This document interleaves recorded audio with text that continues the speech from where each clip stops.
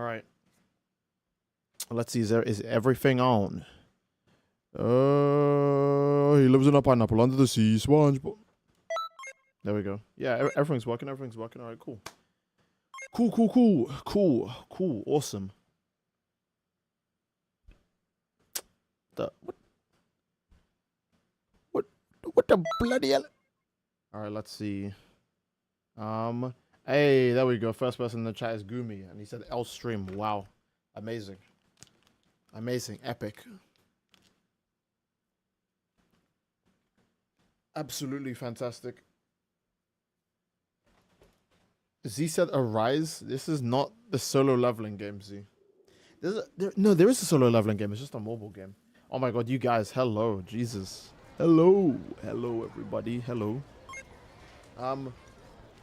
Sparking Zero DLC honestly made me, oh god, okay. First of all, hello, I hope you guys are all okay. You guys let me know what you think about the Dragon Ball Sparking Zero DLC, because this is the first time I'm getting to ask you live. So I'm going to ask you guys, what did you think about Dragon Ball Sparking Zero's newest DLC? Now, I'm going to start with saying, I already knew it would be the saddest of the DLCs, because I've been calling out for several videos, right? Doesn't have any of the super hype forms that people want in the game, and doesn't come with any new stages or any new quality of life features for the game, right? It's going to be the least hype DLC. It's not Beast Gohan and it's not Super Saiyan 4 Goku, so no matter what, it's going to be the least hype. But I'm still shocked how nothing there is to do in that DLC. That's actually scary. Steve, Goku's jacket is in the mailbox. Oh, I forgot. Festival Universe is over now, right? Slave Master Goro is the best DLC character in Dragon Ball history. Okay.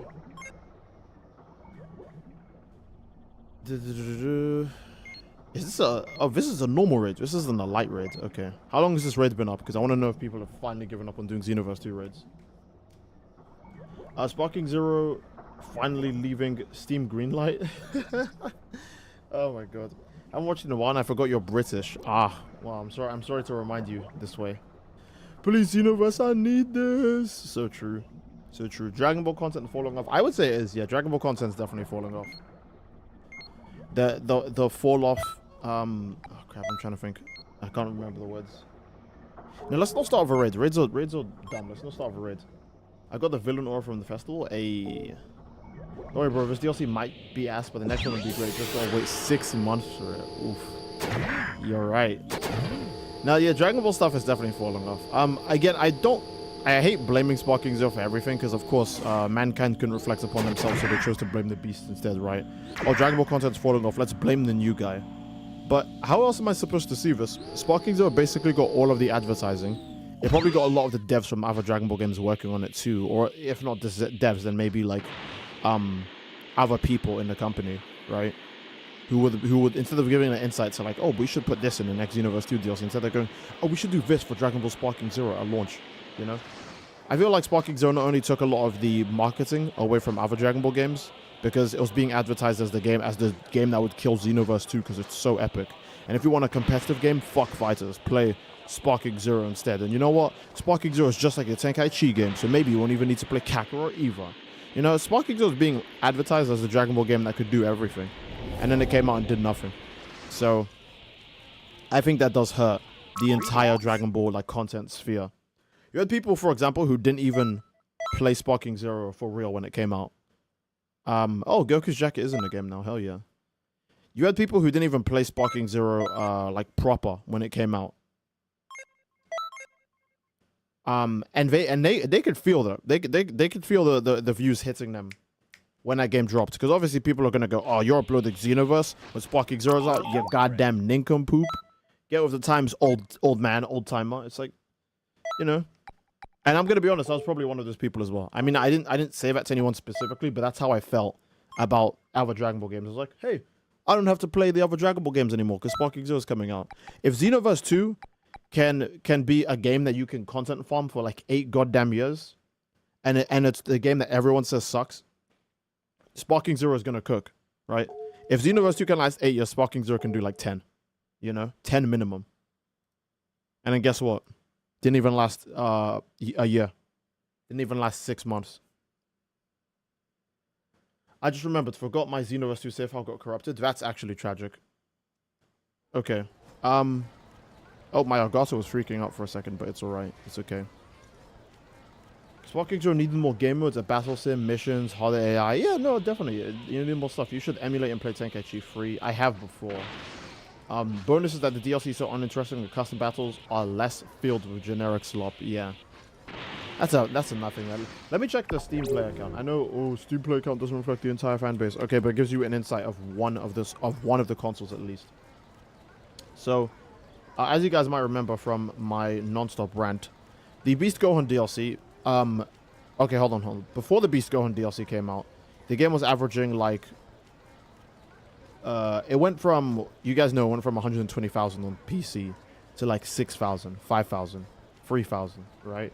And then the DLC comes out and it goes all the way up to 13,000. And then it simmers down, you know, goes below 3,000, goes below 2,000, you know? We're reaching that level where Sparking Zero can't even get 2,000 people playing it, right? And then boom, the second DLC comes out. All right, hell yeah, this should bring more life back into the game. And if you consult the graph, the second DLC doesn't even get 3,000 people on the game. And it's almost already gone back exactly to the way it was before. To the way I was before! The player count has almost immediately returned back to normal in a single day. That's not funny. I don't feel like that's funny or fair. That's not fair or funny. That's not something we should have to go through as Dragon Ball fans, but it is what it is. It is what it is. Project Multi. Project Multi is actually still a fun game. The issue with Project Multi is not that it's an issue of the game per se, because Sparking Zero proved that it doesn't matter how hyped the game looks. It really doesn't help if people actually find the game boring. Project Multi is mad fun. Project Multi is genuinely mad fun. That game is super fun, right? I don't even care that it's like a League of Legends style game. I think Dragon Ball fans will end up watching it when it comes out, because keep in mind, despite Sparking Zero getting its praises sang to the heavens, right? People were interested in that game for like a single week and then stopped caring. Right? This isn't even just like your YouTube views on Sparking Zero are down, so obviously you're complaining about Sparking Zero. This is like, bro, a DLC just came out, and how many of the big YouTubers uploaded on that DLC? Maybe Dota Doya, because Dota Doya like covers like everything Dragon Ball. Huh? Oh, we got a donation. Oh my goodness. Let's see. Oh, Etron, thank you so much for the $5 for Super Chat. Etron 5000 said, "Hope we get good content in the Daima DLC pack." Honestly, I think Xenoverse 2 will probably end up just giving us Super Saiyan 3 Vegeta and Super Saiyan 4 Goku. And if I'm being real, that's all people actually want anyways. So it's kind of fine. Like I like the minis, don't get me wrong, and if anything, having more characters is never a bad thing, to me, especially if they're well done. But the issue is that Sparking Zero will give you very unimpressive super attack animations in basically every single Vegeta form except 3. And then go, look, new characters. It's like, okay. Imagine if Xenoverse was like, hey, look, new characters. We're adding Super Saiyan Goku Mini. And his super attacks are Energy Volley, Key Charge, Meteor Crash. And then his ultimate is a slightly different version of Super Kamehameha, where he doesn't even go Super Saiyan 2 or use the Elbow Strike. Everyone and their dad would go, oh, that sucks cock. You should have just skipped straight to SJ4. This basically isn't even a new character. You know? So I actually maybe don't mind Xenoverse 2 just skipping straight to the actual relevant characters now, because Sparking Zero showed us that we can't trust them to add actually everything. I'm gonna sneeze. Oh, yuck. That was a powerful sneeze too. What the hell? Chicken jockey. Alright, cool. We running 3v3s? Oh yeah, 100%, 100%. I just wanted to check something. That Doya here. So did he... I want to see if Dota Doya uploaded on the... No! Did he upload on the DLC? He did. Okay. He did. Did Syriax do it? Or I don't think Rhyme or Afro Sandra have, but I'm just checking. Okay, Syriax just did today. Yeah. Cool. Hey, what's going on? Rhyme still here? Rhyme's... But like, bro, can I put into perspective that even Xenoverse 2, the dead game that nobody likes, if Xenoverse 2 dropped some new stuff, It doesn't matter how long of a break Rhyme or Cyriax took from it. They were there day one. Right? But Cyriax only just did like his first video on the Sparking Zero DLC. And maybe he was busy, right? Maybe he was busy. I'm not going to lie. Maybe he was busy. All right? Not everything has to be rushing out to get the content as fast as possible. Maybe he was just busy. But every time Xenoverse 2's had an expansion, he's been there like day one. Rhymestar's been there like day one. I remember being I think it was DLC 4 or DLC 6. I can't remember. But during the time of DLC 6, I remember Rhymestar was definitely not playing the game as much as he was. It's whenever Super Saiyan Blue came out. For custom characters, right? Rhymestar had basically like started playing the game way less by the time Super Saiyan Blue came out. Or the days leading up to Super Saiyan Blue coming out. And my first thought when that DLC dropped was, oh, I'm going to make my first video how to unlock Super Saiyan Blue. Because I've described this before. But when the bigger content creators are like, hey, we're going to take a break from this game because, you know, we want to play other games where it's not pulling in the views we like or whatever, right? Everyone else, all of the little guys, they should be like, okay, now is my time. This is your time. So I was like, hey, Rhymestar and the rest aren't going to really cover this DLC maybe. I'll just make my first video how to unlock Super Saiyan Blue, and I'll just make it the moment the free update drops. And I'll see what I can get on that. I remember uploading that video, and then I think maybe 5 minutes later, Rhymestar uploaded the exact same thing. I was so shocked. He was so quick with it. He was extremely fast with it. I mean, I still remember getting views on that video. But I was shocked how quick he was on it because I remember he like left Xenoverse 2 for a bit. So I was like, okay, I guess he came back around. That's fine, you know. And then you check for Sparking Zero, new DLC comes out, and they're like, nah, we don't even want to touch that. We don't even want to touch that, and that's so tragic. 212 people watching, but only 41 likes. Guys, what the hell? Guys, can we hit 100 likes and I'll do absolutely nothing to celebrate it. Now we'll think of something. We'll think of something cool. Bro got cucked with views, Lemao. I'm not gonna say I got cucked. I still got my fair share. I definitely got more than I should have for what is essentially such a basic video. But that's when Xenoverse 2 was thriving. Xenoverse 2 was thriving back in the day. So anyone could make a video on anything. If it was like even slightly interesting, then people would click on it. Right? Where the hell is it? Yeah, here we go. 7 years ago. Jesus Christ. 7 years ago, I uploaded how to unlock Super Saiyan God Super Saiyan. Quick and easy. And the video's like a minute and a half. And it has like 900,000 views. Because people just want to turn into Super Saiyan Blues. Right? Simple and plain. And I think Rhymestar uploaded like 5 minutes after me. And this video has like 3.7 million views. I was like, yes. If all the big YouTubers stay over there, if they stay out into the open ocean and let us small fry collect all this delicious food that they've left for us, I'm not gonna complain. Just for this fucking great white shark to swim back into this area and go, move, nigga, move. And I'm like, okay. Still though, I'm not gonna act like 900,000 views is bad. That's not bad, right? It's just that if he didn't do uploads, I may have had 4 million views if he didn't upload that. Maybe.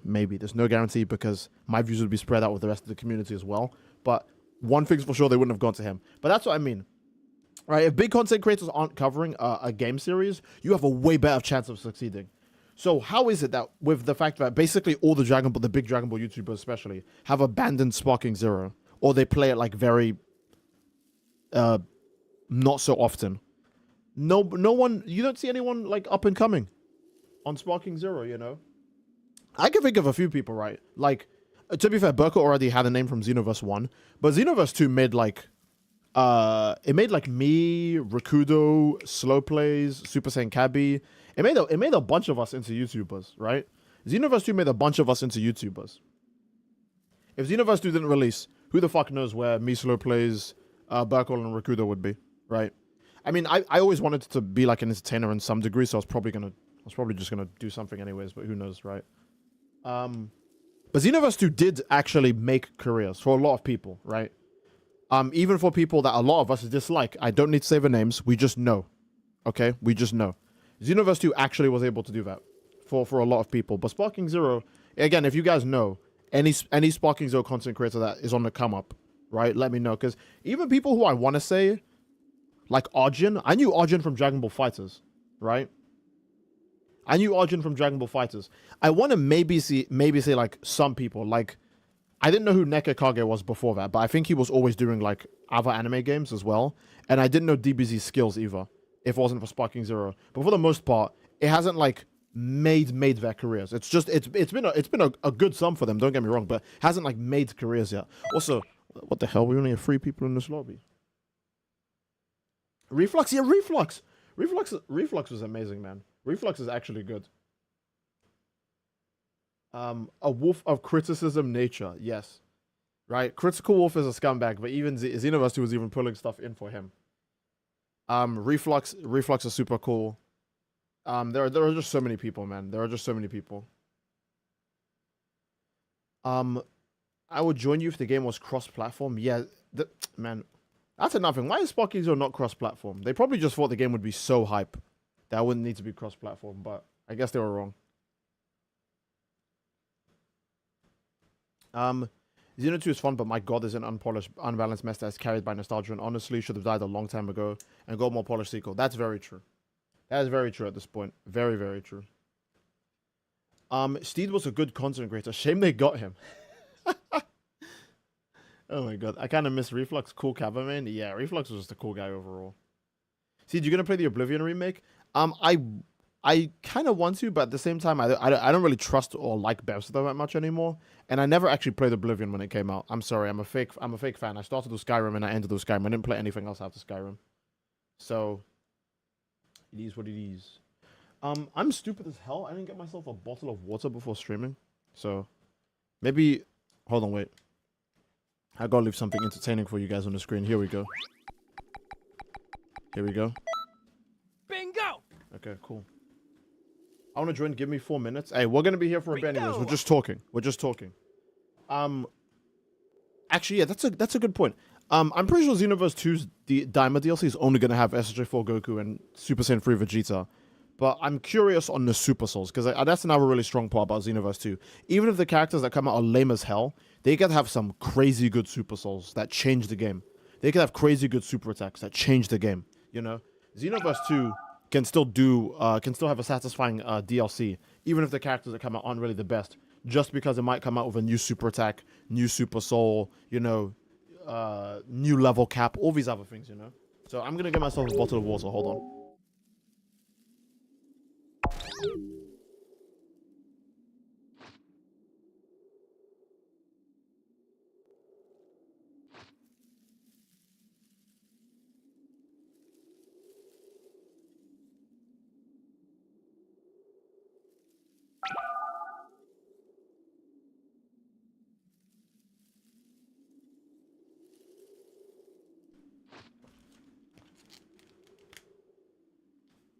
Ladies and gentlemen, I'm back. Hassan stream? Oh my god. Steve, do you want to see a sneak peek into the new update for the Alma mod? Oh, hell yeah. Of course, yeah. Send it to me, Chai. Pansy, a Xenoverse DLC? Nah. Let's not kid. Let's get real. Let's be frank. Let's not joke around.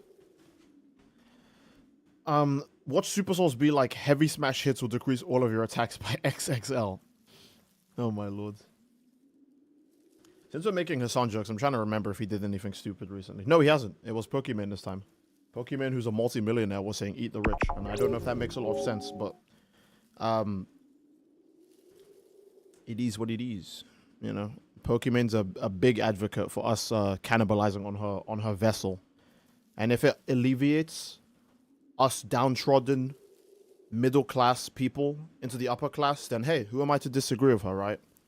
You know, Pokemon's kind of like Jesus. She's giving herself up so the rest of us can be happy. And honestly, I think she's fighting for a good cause so long as she actually lets us eat. If she does this fake shit where she's like, not me though. Well, who are you helping now? Who did you just help with that statement? Guys, I'm going to sacrifice myself for the rest of you. Oh, shit. I mean, unnecessary, but that's really nice of you. No, I'm just kidding. Okay. okay. Why the fuck did you even say that, Ben? Yes, Pokemon, champion of the poor. By the way, if you can't buy her $20 cookies, you're a broke boy. I need to just remind you guys that real quick. If you're a broke boy, just say so. Hassan recently... Oh, is that the Carmelo Anthony case? I don't really like talking about... Does that make sense? I don't really like talking about race issues because it makes me just feel sad. But I feel like most of my issues with race is that people... I think people are still in this era where they try to make being like a hard thug gangster, take shit from nobody type person is like a cool thing. When all it does is, I feel like it takes people down a pipeline of just being delinquents, right? I don't know much about the Carmelo Anthony case. I just heard that one guy brought a knife to school or something for self-defense, right? Because when I need to defend myself, I bring my fully loaded fucking Halo assault rifle to school. And it's just dumb. I don't know. I have a hard time, like, I don't know how you could defend that guy. Again, Hassan is just stupid. I feel like Hassan is rage baiting at this point. But that case is just really unfortunate. That case sucks. It's not unfortunate. It sucks. It's more than unfortunate. It just blows. Vez the Game donated $5 super chat. It's not gonna lie, Breakers actually had potential. Yes, that's objectively true. It did. It did. But they pissed it down the drain. The price for it, the co-concept, even having crossplay, but died unloved. Yeah, legit. Breakers actually did have potential. They screwed that game over really, really hard. We have one slot, so if anyone manages to join, even for Xenoverse, who never lets people join. Hey, that's our sitting area. You can't sit there. Get stabbed. He killed the white kid and got to let go on bail. Has the court proceedings for that finished? I feel like court takes ages, so it'll be an eternity until we see the verdict, right? I know a lot of people have compared this to the Kyle Rittenhouse thing, and again, I'm not a political guy. I did not give a shit about the Kyle Rittenhouse situation. I just heard that a guy shot 2 people who attacked him. And you could say, okay, well, why did the guy have a gun? And that's, you know, whatever, right? Probably extremely, that's a good take. Why does he, look, if I saw a band of people marching or rioting or whatever the fuck, I wouldn't go out and try and like intimidate them or fight them or bring out a gun. I would just stay in my fucking house, you know? But let Kyle do what he wants, right? And the people he killed, I would almost say unfortunate if it wasn't for the fact that we find out what those people were later. But at the time of him killing them, why would you antagonize someone with a gun? I just don't feel like that makes any sense. Like, I get that when you're in a marching band or when you're rioting, you feel powerful because you're connected with other people. But that's still no reason to try and push a guy over with a fucking assault rifle. That doesn't make any sense to me. So, you know, it is what it is. I wouldn't go outside with a gun, but I would also not push someone with a gun more than I wouldn't go outside with a gun. If you push someone with a gun, you're actually asking for it. You literally can't complain about what happens after that.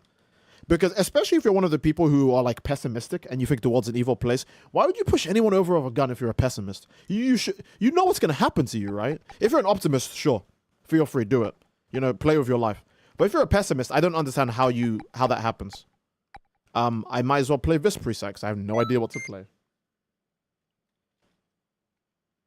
Don't forget, he hit him with a skateboard too. I didn't remember that. Okay, if someone hit me with a skateboard, I would, you know, I would let them have a trial of heaven. Or hell. You could have played the Queen of Thickness rebrand. So true, my bad. Both made mistakes. It's just unfortunate that Bro had to die, but initially, Austin, was the aggressor, and this has been confirmed by his family. Let's see. It's me, Austin! It was me all along! Yeah. I mean, I know I said this in the last stream. I'm just a big advocate for people not killing each other. I would like it if people fought less, and killed each other less. So I usually hop on the case of the person who is, you know, the person who kills more. It's very extreme situations, like again, like the Kyle situation. Who fucking attacks someone with a gun? How much sense does that actually make? It's not even like it was like around the corner, like a Call of Duty execution where you can like headcanon in fantasy. Oh, I'm gonna save everyone by beating up this maniac of a gun. It's in the middle of the open road. That'd be like punching a shark in the deep sea. Like, nigga, what are you trying to do? You know, it just doesn't make a lot of sense to me. Oh, someone who actually uses Phantom Fist. Holy shit. Phantom Fist is such a rare move. Oh, Ultrasonic Blitz. Oh, fuck. Okay, my brain is like rotted. I keep thinking every, like, counter skill in the game is as good as Super Shot God Flash. Oof. He has so much goddamn stamina. Huh?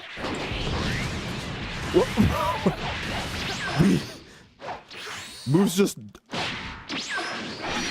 Bro. You can't make this up. Xenoverse 2 will always find a way to screw you over. You cannot make this up. Xenoverse 2 will always find a way to screw you over.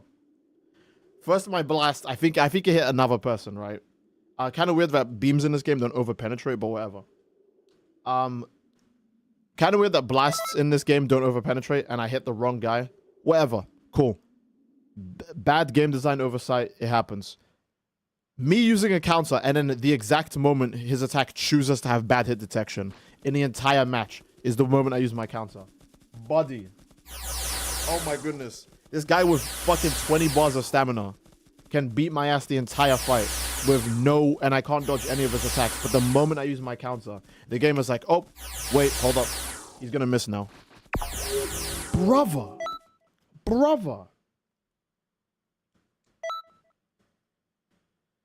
Glad I do not miss this game randomly missing a move that clearly hit. Yeah, no one does. I believe you shouldn't kill people. Hot take. Very true, very true. Very true. I wish there was less death and destruction in the world. That's it. There's not really ever a side for me. It's just stop killing people, please. I beg you. Then the argument will always turn into, oh, but what about evil people? You have to kill evil people. I mean, if enough people have the morality in check, you can deal with an evil person before they can become like a major threat, right? It doesn't have to always be fight fire with fire. The Jiren is looking at me like the Green Goblin mask. I was just hovering over Jiren and I was just stuck. Where do I want to... Oh, okay, I guess that's the map we're doing. Don't forget to peep the armor. Oh, yes, you're right. You're right. Oh, my goodness. You have to be the biggest armor fan. There's no way. I don't think anyone has you beat. All right, I'll look at it more after this, but you have to be the biggest armor fan. I don't think anybody has you beat. Am I fighting baby? I wish the world was full of love and peace and raccoon girls. Wait, did you say you prefer raccoon girls over squirrel girls? And then a war happens because you picked the wrong side. See what I mean?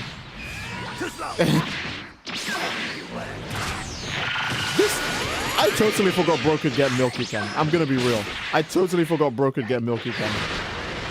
I totally forgot Bro could get that too, apparently.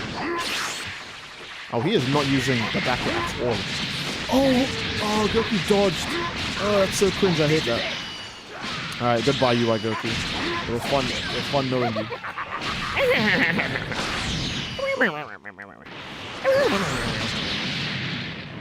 I never have access to iframes when I play this game. Everyone else has like a billion, but I have like one. I have a single iframe every time I do something. Ain't no party like a Stevie party. I'm not even gonna heart that.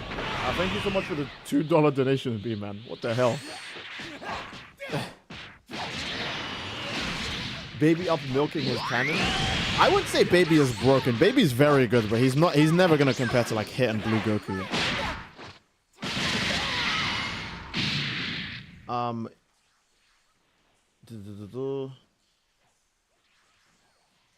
I'm peripheral annoyed there are people saying Dante's the... Oh. I saw that tweet too, and I hate that tweet so much. I was so annoyed when I saw the tweet one day and it had 9k likes. I was like, oh, whatever. And then I see it tomorrow and it's got 40k likes, bro. I'm not even joking when I say this. People will actually just randomly hate on JJK, and I swear to God, I hate using this argument because it's so disingenuous, but it has to be popularity. Because none of these niggas have read the manga. They're all fucking anime fans, and all they know is the memes. All they know is the memes, right? All they know is lobotomy. All they know is lobotomy Kaisen, and then someone goes, saying Dante's the new Gojo would imply Dante's a bad character because Gojo's a bad character. I have never heard the take Gojo's a bad character in my fucking life. I have never heard that shit in my life. That is literally such a JJK bad tweet. It's unreal. Oh, JJK is popular? It's bad. Simple. End of story. That's all the journalism we have to use today, folks. Yeah, it's just a smelly tweet. And then the worst part is, I bet you the person who made that tweet isn't even a fan of Dante either. They probably just know him as Wacky Wahoo Pizza Man, or they watched the fucking Netflix version of Dante. Because I feel like if you actually enjoy the character like Dante, you know, a character that goes through the self-discovery of his human side and accepting his demon side, you would also have the mental capacity to be like, hey, Dante's a good character, Gojo's a good character. They're both characters that have like a monster-esque theme to them. Not so much. It's not so similar. Gojo gets treated way more like a monster. But they both have the thing of like, don't give in to your evil side, to your bad side, right? At least somewhat, right? Dante isn't trying to become like Virgil or any of these other power-hungry demons. And Gojo isn't trying to become like Sukuna. Right? And I think obviously they're both good. Now, if you're fans of both characters, you know this, but if you want to get a viral tweet, just say JJK bad. So it is what it is. The armor is really good, but I don't know if I want to show it on stream because I'm not saying it's like super not safe for work or anything, but I have no idea how YouTube is. You know, YouTube. I mean, YouTube's not Twitch, right? If this was Twitch, I'd be. Actually, will I be worried? No, because my skin is dark, so they'd give me a pass. If this was Twitch, I would do it, but on YouTube, I don't wanna take chances of them going, that's a fairly attractive woman. We'll take this down for sexually explicit content or some shit. I don't know. You can never tell what they're on. So, Burning Jade has been a member for 15 months. And he says, Steed, can you play Myra, please? Oh boy. Pretty sure Myra's level 120 still. No, she's level 140. Okay, she just sucks. Alright. I'll play Myra. Thank you so much, Burning Jade, for being a member for 15 months. Good lord, man. I refuse to do not safe for content for armor. Very fair, very fair. I'll forever glaze Kashimo. Yeah, I was gonna say the Kashimo statement ended up being false, right? Like, ended up being false. I don't know if it was a mistranslation or if it was just wrong in general. But I guess Kashimo's going all the way back down. People started putting him in top 3 and top 5. Now he's all the way back in like fucking 10th again. Very tragic, very tragic. Damn, she's 140.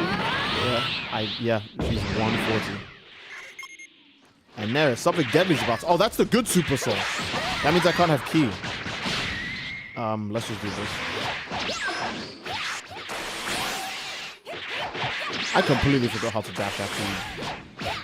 Oh, Ki cancel stronger than super attack. Okay.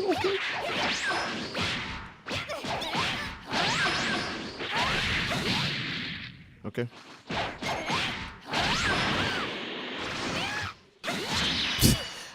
How does this guy keep getting hit by these? I'm trying to get my counters ready. Ooh. That's very patient. If she isn't 160, she is for the grind. Okay, I think I'm dead now. Oh, what's this gonna be? Okay. Hag Myra kinda... Bro, no one said she's a hag. What the hell? There's no Hag Myra to be seen here. Okay, Super Saiyan Blue is gonna be like... The after image lasted a really long time. And this guy's very fucking patient too. Oh my god. This guy is very... I don't know if he was block bashing or if he's just extremely patient. Because he did not get hit by that counter once that whole fight. So someone say that Gege was the first manga to suffer brain damage writing his story, and it made me irrationally upset. Again, JJK is popular. People just hate on it to hate on it. So it is what it is, right? It'd be like that.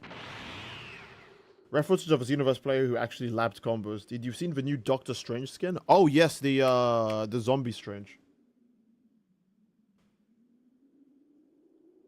Boom boom boom boom boom boom boom. I wonder, would you consider expanding your CACs into OCs one day? Probably never. I dislike Xenoverse too much to want to ever do anything with them. Yeah.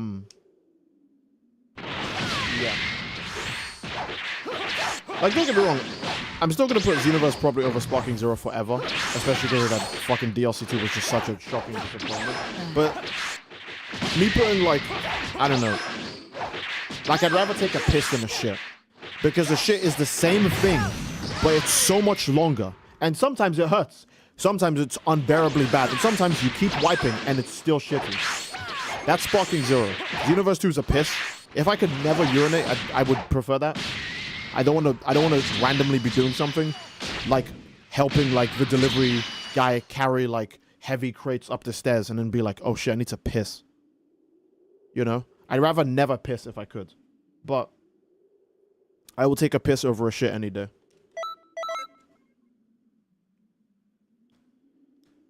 Xenoverse 2 is like a broken, abusive marriage. Sparking Zero is hesitant divorce. Yeah.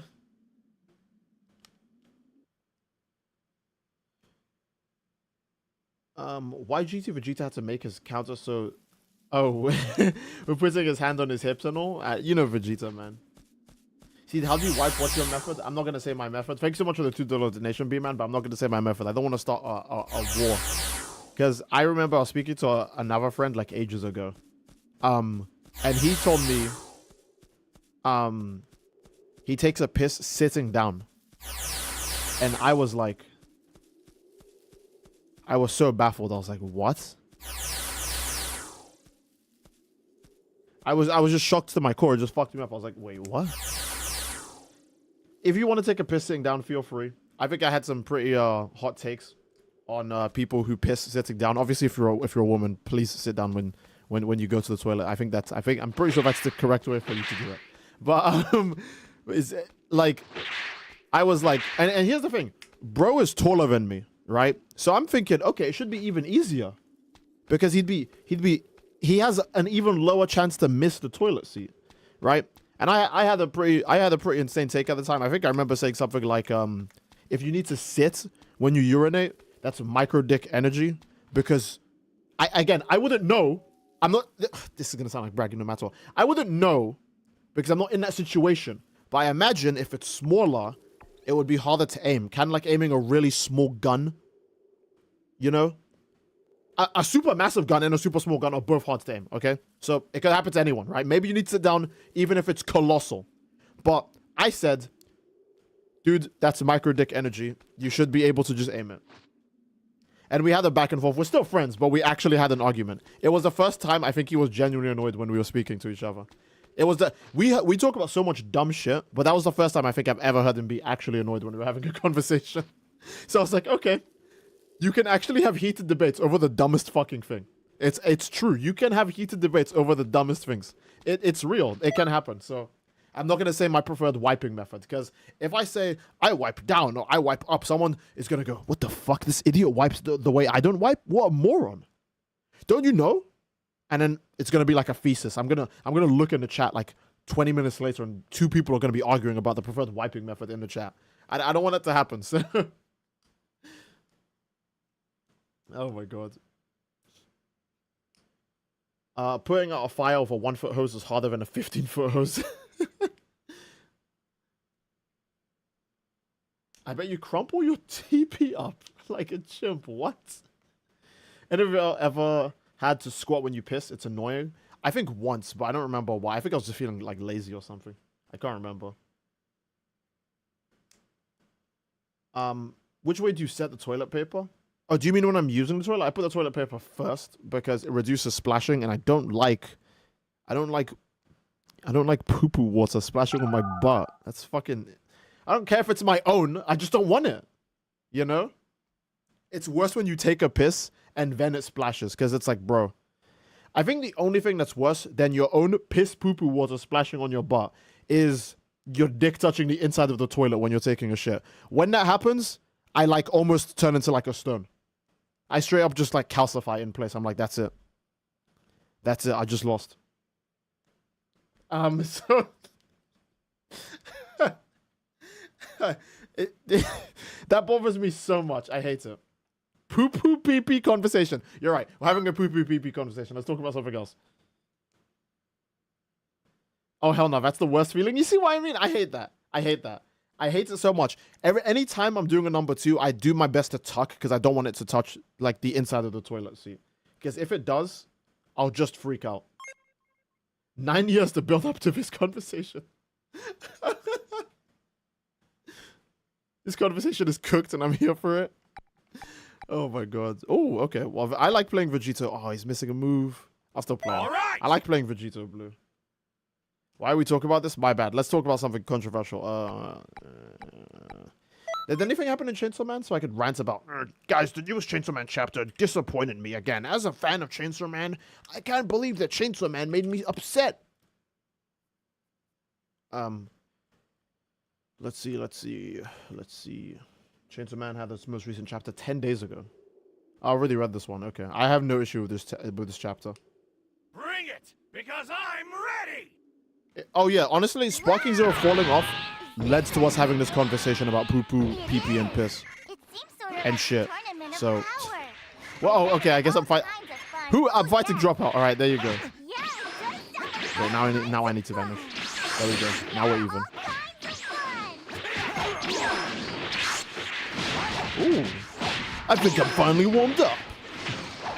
I love the Super Soul so much, man. This is like a triple S tier Super Soul. I mean, okay, it's not thank you Dragon Ball, but it's just really good.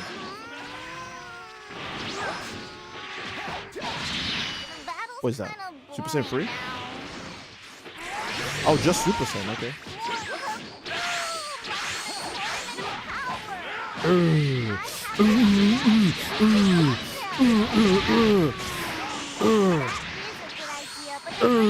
Final Kamehameha!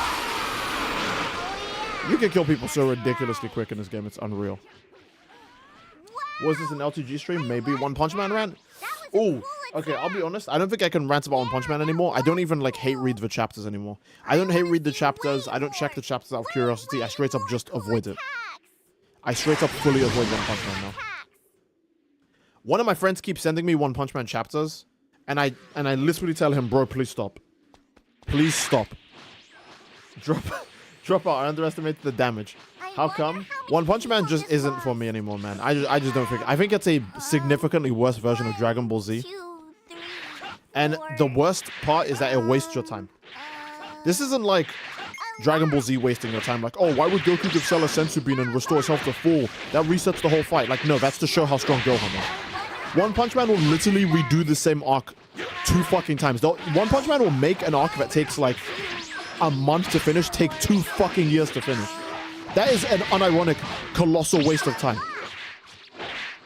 I want you to think about your favorite manga right now. Imagine if your favorite manga took 2 years to basically cover 7 chapters. Right? I say 7 chapters, like 10 chapters maybe, alright? A few chapters. Like nothing. Like the ninja samurai god guy arc was supposed to be nothing. But Murata in his infinite wisdom was like, what if this bitch was 200 times longer? What if? What if? We're having a really dumb fight right now. It's just perfect blocks and clashes. Custom Jinamba is actually like scary as fuck, so I'm trying to be careful. Oh my god, the rage! The rage! Oh. I'm dead. I'm dead. Custom Jinamba can cook. He can cook. He can cook like no other. He genuinely is a cook king. That's gonna miss because I'm landing beneath him, right? That's so... This game actually sucks. I'm so sorry. He deserved that kill 100%. You know, I'm gonna keep fighting anyways because I'm evil. And if he beats me, even after his stamina break fucks up, that's kind of an aura moment, but...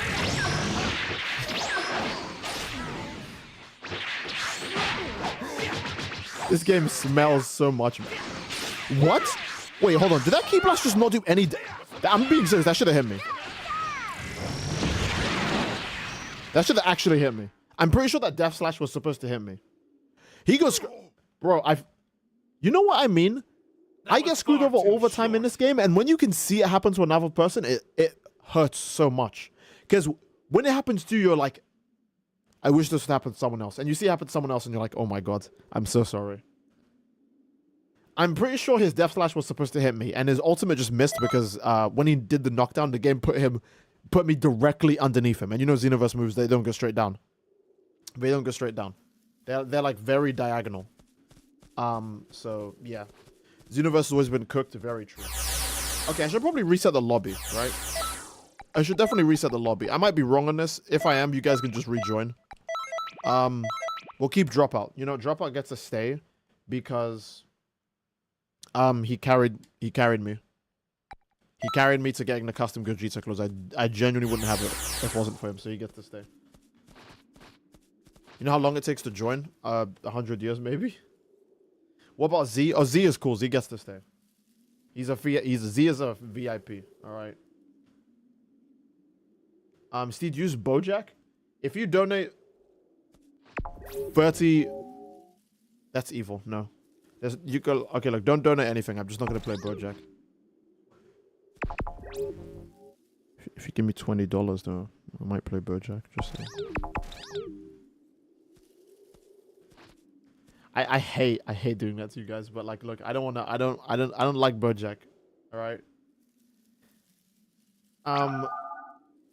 Daima Goku because DLC or something else. I see. I think we should ship Sparking Zero and Storm Connections, 2 disappointing sequels to beloved anime game series. Honestly, yeah, that's not even wrong. How much for Android 13? Nothing connects on Android 13. How about this? $13 for Android 13. So I don't know how you do it. That's like $10, and then you have to do. You'd have to do a $1 donation 3 times after that. I don't know, man. Figure it out. But yeah, there you go. Code Vein Iron Pipe Run when? I thought you were gonna say Iron Cane. I was gonna say if Iron Cane played the Code Vein, he'd be giga based, like even more than he already is, right? No, I've had my fill of Code Vein. Code Vein is a game I love. I still do.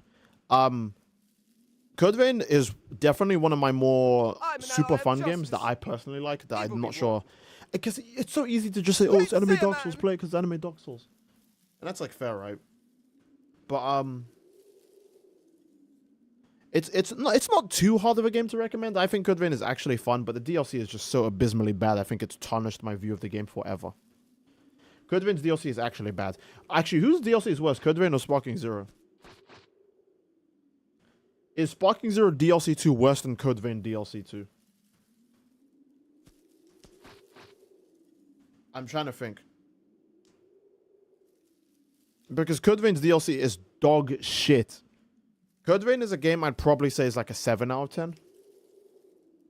Like it's a very confident 7 out of 10.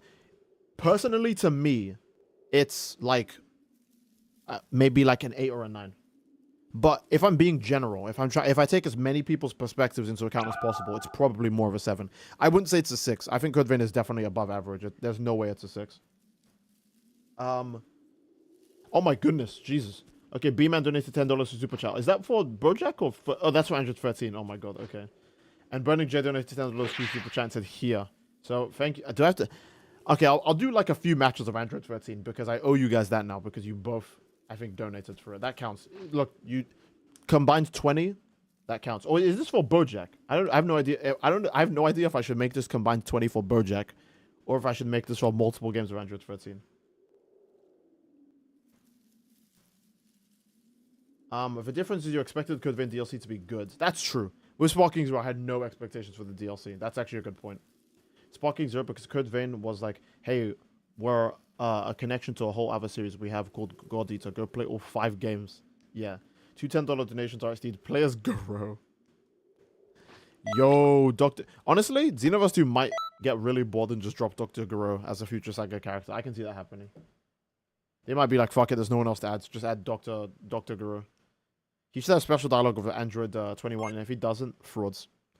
What the F is Code Vein? I've heard the name. Code Vein is a game that I think is extremely fun. I think the easiest way to describe it is just anime Dark Souls. Code Vein is literally just anime Dark Souls. It's got a gameplay style similar to Dark Souls 3, I want to say, not Elden Ring. And I think that's what makes Code Vein kind of hard to recommend today, because Elden Ring exists, and Elden Ring, I think, is just a better game than Dark Souls 3. Who am I supposed to play again? Where's 113? There you are. Goku and his allies. Goku and his allies will be destroyed. Goku and his... Goku.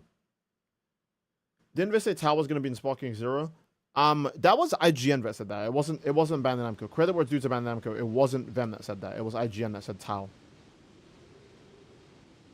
113 sucks even at level 160. I'm sure he does. Be walking away from this. If I recall, his biggest problem is that none of his hits connect. I don't know why they gave an Android key charge. Xenoverse 2 is actually the funniest game ever. All the characters in the game you don't have to give a charge skill to, and they give it to the fucking robot.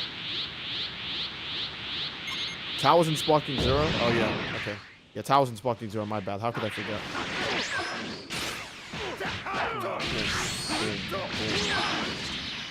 Okay. See, combos connect flawlessly against AI because there's no internet connection to face off with against AI.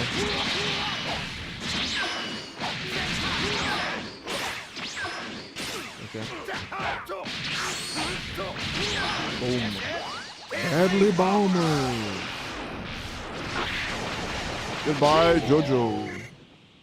Oh. Wait, this guy died to the AI? Maybe I should have revived him. What level are you? Oh, obviously. Well, yeah. I guess that would happen.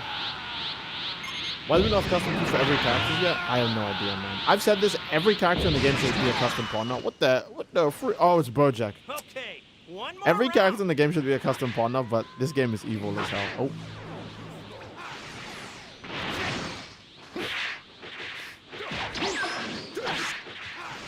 I have handy cannon, that's all that matters. Was he able to baby that? No, hold on. Okay.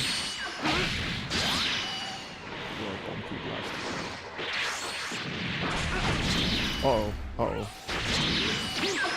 Okay. I think I forgot what move that was. Okay.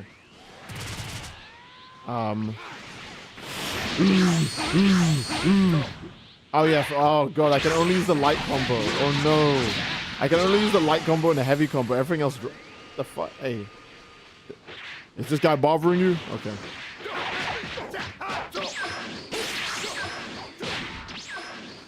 Honestly, I forgot Bojack's back hit was that good. Oh, man.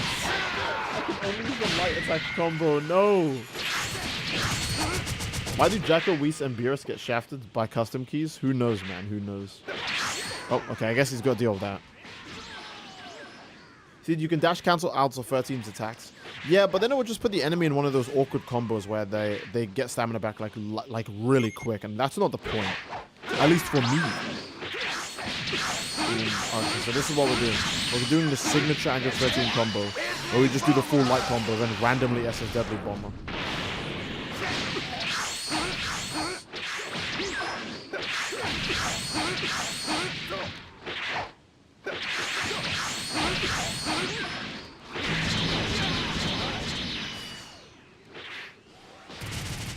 Okay.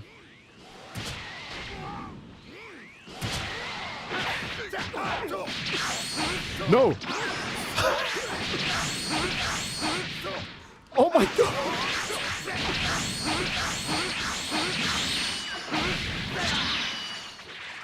This... I like Android 13's combo strings. They just don't do any kind of damage. Yeah, they don't. Aura. Aura. Aura. Get back here.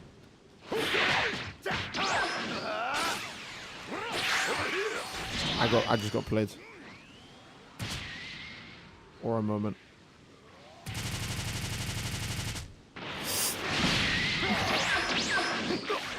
Bojack still has one of the coolest grabs in the game. It's just a shame that he's Bojack.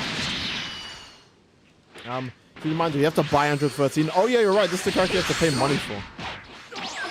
I mean, here's the thing. He's got handy cannon. Alright, handy cannon is... A god tier move.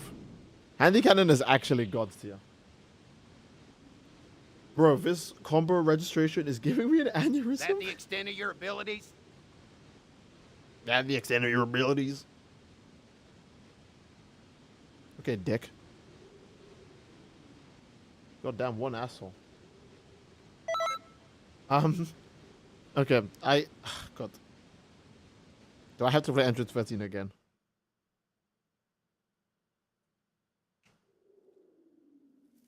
Android 13 is genuinely so embarrassing. I think I'm gonna play Bojack next. I think I will play Bojack next. Android 13 isn't even playable, bro.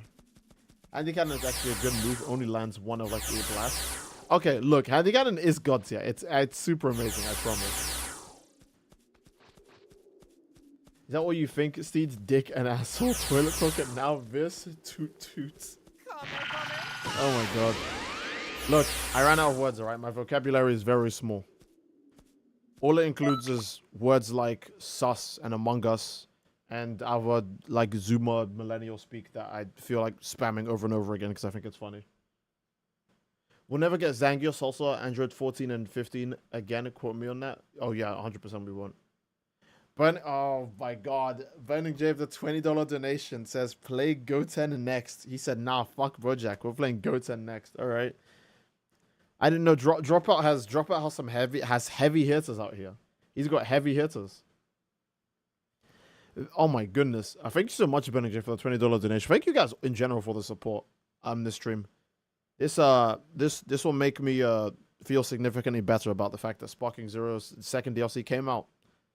And that's all I can say it did. All it did was come out. It didn't do anything. It just came out.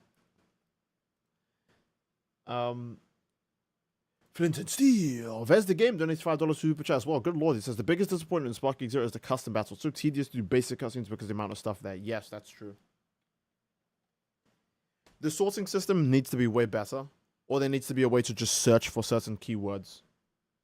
Or search for certain like words, you know. Like if a statement is supposed to be, oh, how could this happen? You should be able to just search the word how, and then it'll bring you every option that has the word how. You know? If you want to put the character saying something like, all right, let's have a good fight. There should be a search option to just search for the word fight or good, and it'll give you every single option that has the word good or fight. And then you can just pick what you want. It'd be way easier. See, these are my suggestions, but I don't actually work for it. I don't know. Maybe they have better decisions, like releasing DLC 2 without any, I don't know, Super Saiyan 4 Daima Goku Mini. They'll save the DLC. Maybe releasing a DLC without any cool extra stuff. Hey, we're adding a costume for Daima Goku so you can change your super attacks. Oh, the other characters in the game, like Gohan Black? Nope. Nope. Nope. Bro, I'm being so serious. At this point, we just deserve Gohan Black, period. Like, straight up, we deserve Gohan Black. And second of all, they could sell us Gohan Black, and that would actually be infinitely more worth it than whatever DLC 2 was. And that's just tragic to me, man. Huh? Oh, someone joined. Let's see. Woohoo! Woohoo! Woohoo! They should stop actually delivering only what's advertised and put extra crap as a surprise. Oh yeah, they should. They should. They should actually deliver more than what's advertised. That's a very good point. On everyone's soul, we will get Gohan Black. Whoa. Okay. Look at the mod Tenkaichi 4 and how much customization it has and how well written the story is. That's actually very true. What the hell? Oh, someone's speaking. Isn't Gohan Black just a Goku Black reskin? At least his skills. I'm pretty sure he's got some of Gohan's combos added to his moveset. In general. So yeah.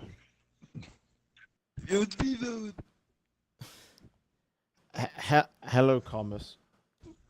Oh yeah, I know. Do we have enough people? No.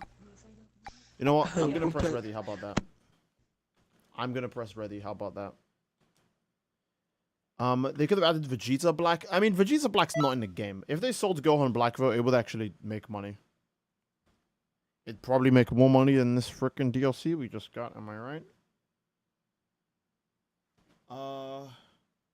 The game doesn't even have stuff like Goku or Tiensha, which is bizarre. Hey guys, look at all the what if scenarios we have in this game. Isn't that crazy? And the what if scenario will be, what if Super Saiyan Blue Goku fought Super Saiyan 4 Goku? Wouldn't that be sick, guys?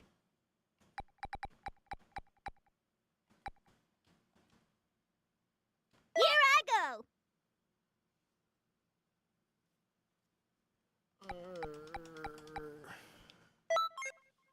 Okay, let's not get mad. Let's not get mad at this Walking Zero.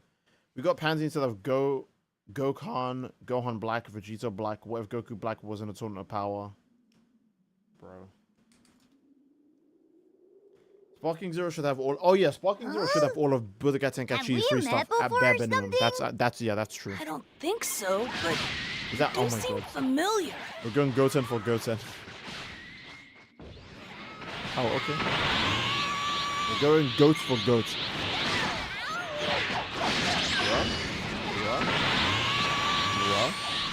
Sparking had a better chance putting Super Dragon Ball Heroes fights. That's actually true. No Super Saiyan? Okay. You ready? Hell yeah.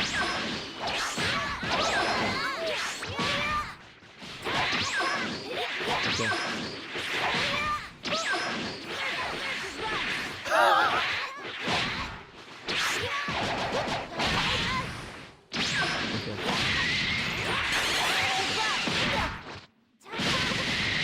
Honestly, didn't even think about that. You could just miss an attack on purpose and then just go for it.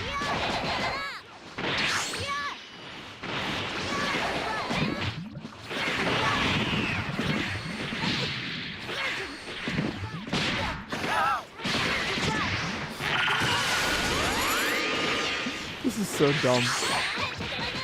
Oh my god, sound is broken.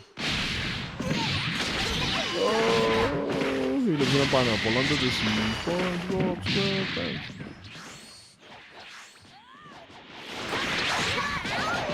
Oh, we got Super Saiyan as well. I didn't see that.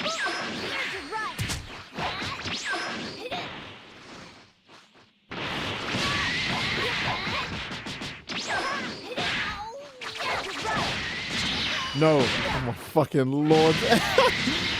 That super attack is so good. It complements the character so well. Crap, I don't know. Stamina breaks. Oh, I'm dead.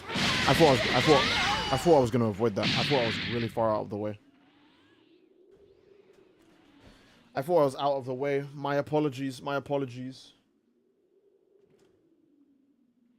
I do not know if a goat's stamina bricks. I tried to go for the standard 5-hit stamina brick, and I probably should have went for the warp combo. Someone's playing Super Saiyan 2 Oh, it's Z. Okay. If Goku saves Nappa by taking some of the blast, I think he would have died 100%. There's no way Goku could take what Vegeta killed Nappa with.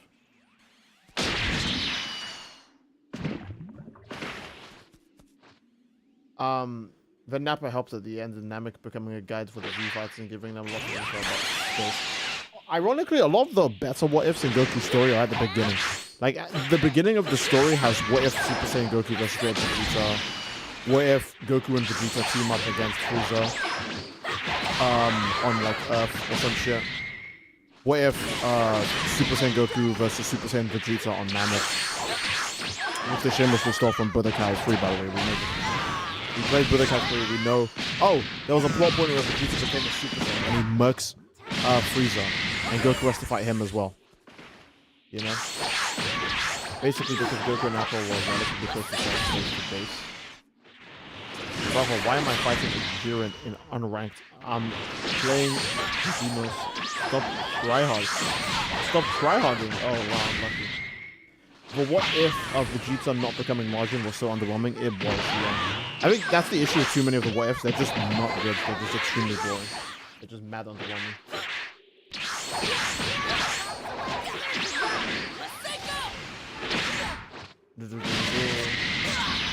He evasive Steed? Nah, I'd evasive.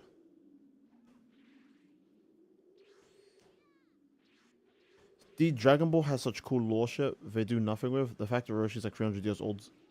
Yet we get super shaking my head. Yeah, I know what you mean. I mean, I imagine if they did try and explore more of Roshi's backstory, that wouldn't make for the most exciting story or the most profitable one. Because Dragon Ball, we already know that focusing on Goku, is what brings in the big bucks, right? Like by the time the Cell Saga comes around in Dragon Ball Z, Goku is sharing screen time with fucking everyone else. He's not even like main character diffing everyone. Like Cell Saga happens, Trunks shows up first. He's like, I'm Super Saiyan, and he kills Frieza. And Goku's like, oh, we're gonna train, and then he doesn't take the heart virus medicine in time or whatever the fuck. And he spends most of the Cell Saga being AFK, and we have to watch the other characters. And then when he finally gets the fight, he gives up halfway through the fight and says, go on, son, you fight him instead. And his son wins the arc. Boo Saga, I'm gonna revive myself for the tournament. Doesn't even get to a single fight in the tournament. Immediately kills Yakon, I guess. Fights Vegeta for a bit. Gets KO'd by Vegeta. And then if Vegeta dies, Goku fights Boo. Then he has to go back to heaven. And everyone else takes turns losing to Boo until he comes back and fuses with Vegeta to become Vegeta. Then it's the Kid Buu fight afterwards. Like, Goku doesn't do that much in Z. But obviously, they must have seen what makes the money. Because in Super, that nigga is black hole absorbing all of the screen time. No time for Gohan development, no time for Piccolo to discover a new part of himself, either by fusing with Nail or fusing with Kami, or just teaching the boys how to do fusion, becoming a mentor character, in the sense. No Goten and Trunks screen time. No screen time for anyone, it's just Goku. And then Dragon Ball Daima does the same thing. So I love Daima, obviously. But it's like, hey, Goku. He's the main character, like, objectively, right? It's not like the Cell Saga where, like, I don't know, Piccolo and Vegeta probably have more screen time than Goku in the Cell Saga.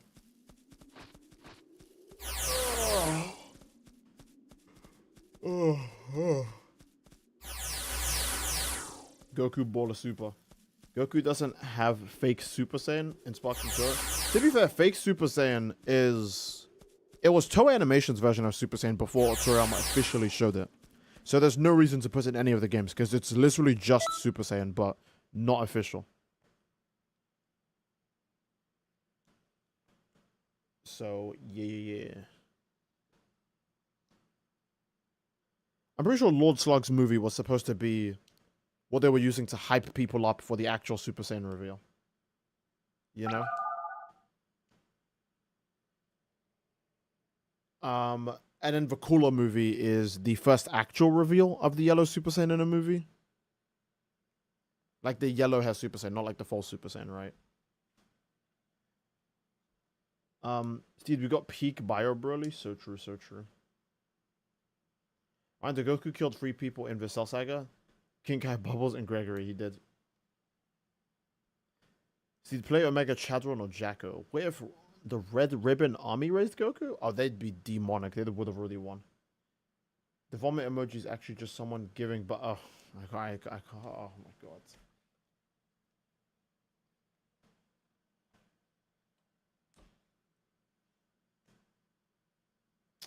Shook my damn head so fast my neck hurts, bro. How the hell did you do that?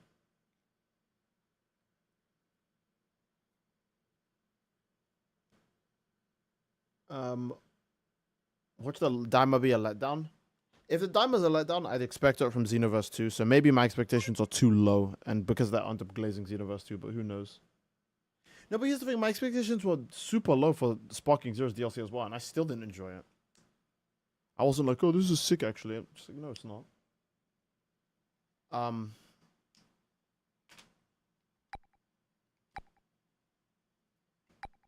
I have but one goal. I'm gonna play him a second time. Oh. And I still need to try actual Bojack as well. Tony donated $5 super chat, says, what if Dragon Ball Daima came out before Dragon Ball Super instead of the other way around? That'd be interesting. Let's see if Daima came out first. How would that change the story? Daima comes out, and then Goku lies to Beerus saying that Super Saiyan 3 is his highest form for some reason. And then he unlocks Super Saiyan God, and then he never uses Seriously, you won't Super be Saiyan 4 walking ever away again from because he this. never uses Super Saiyan 3. So what the hell? It isn't over yet. It isn't If over if yet. Daima came up before Super, the only thing that would change is that Goku would just have lied to do it at the start of the series and then never use Super Saiyan 4 It ever. isn't over yet. Because he only uses Super Saiyan 3 how many times? 3 times? It isn't over yet. Once against Beerus, once against Trunks, like DBS Trunks, and then he flexes it against Caulifla and Kale.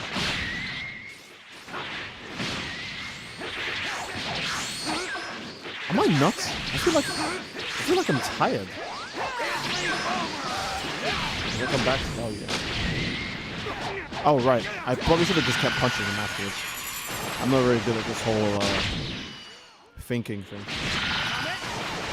Got a little carried away. Yet.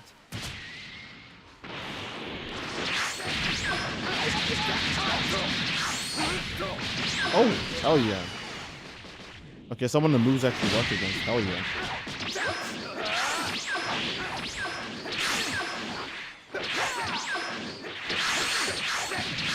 It isn't over yet. Okay. Come on, don't miss. Deadly Bomber! Now I can aura farm. Hell yeah. Hell yeah. Paid actor? Oh my goodness gracious. It isn't over What was the yet. point of SJ3 if they weren't going to do anything with isn't it? over yet. The issue is that Super Saiyan 3 was made for the Buu Saga, not for Super. And because Super immediately introduces new god forms, because they were already introduced in the Battle of Gods movie, as well as the Resurrection F movie, Super Saiyan 3 is no longer the newest form, therefore... Get out! What the hell is going on up here? It isn't over yet. It isn't over yet. Oh, hi Z. I didn't see you versus Broly. Oh my goodness. Okay, looks like Goku's about to... Oof. Correction, Goku's at the Super Saiyan 3 is currently his highest form, meaning he possibly had a higher form That the in extent the of your past but lost abilities? access to it. Currently?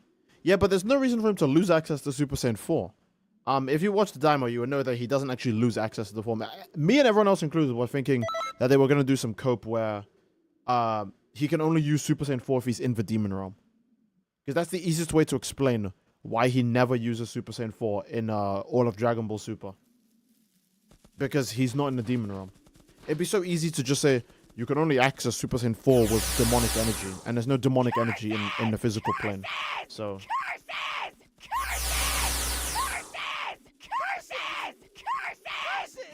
Z says, I guess our connection isn't compatible. I see. I couldn't doing a T13 pointing to Broly's bulge, bro. These curses, man. These guys think they're playing JJK Curse Clash. See, but in the end of the series, it doesn't show him go back home yet, but rather still exploring, so there's possibly going to be a season 2. I would like if Daima got a season 2. Straight up, I would. I'd like it a lot. I'm not sure how they're going to do it without Toriyama's influence. Because you could tell when it's Toriyama writing, because he does the same thing as when One is writing Mob Psycho and One Punch Man, where there's lots of world building and lots of character moments. It's not just action. You can tell when Toei's in charge because it's action. You can tell when Murata's in charge because it's action. There's like no character moments. I think a good example of a Murata version of a character moment in One Punch Man is I can't even remember what the fuck happens because I do my best to erase this from my brain. But there's a part where Flashy Flash, by the way, is going band for band with like Monster Garu, and it's making like some laser light show bullshit in the background. Play the game. The only thing I'm gonna play is the ban button. How about I play that? I'm not gonna ban you. It's a joke. It's a joke. There's like a laser light show bullshit in the background, and Genos is doing some heartfelt speech about "You're so cool, Saitama," and Saitama's like, I can't even remember what Saitama says. That I just erased it from my fucking brain. All right. I think that's a Murata character moment because it feels really fucking empty.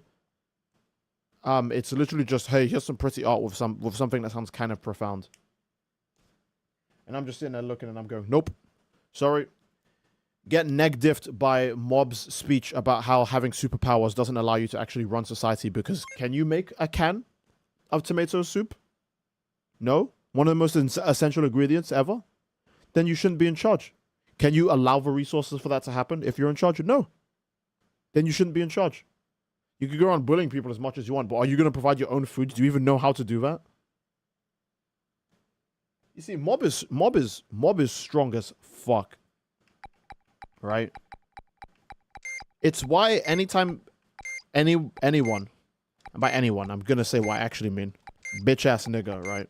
It's why any bitch ass... Do you really want me to beat you that It's why any bitch ass motherfucker tells me, oh, actually it says being written by one. Yeah, the same way it says the DBS manga is being written by Toriyama and Toyotaro. It's just Toyotaro. Toriyama can write better than that. Here's the thing. If Toriyama was involved in the DBS manga, look at Dragon Ball Z. Look at Dragon Ball Daima. I'm going to make this quick. Look at Dragon Ball Superhero. And then look at Dragon Ball Super's manga and tell me if you see any consistency in the writing between all of them. Because whenever Toriyama's writing, lots of world building, lots of character moments. Whenever it's someone else writing, they're just like, oh, it's an action series, just give it lots of action, action, action, action, action, action, action, action, action, action, action.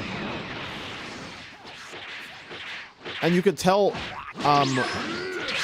especially when the character moment is extremely empty. Like again, my example is the One Punch Man one. Where they just say something that's kind of... Vegeta has a fuck ton of stamina. What the fuck? What? Hey, yo!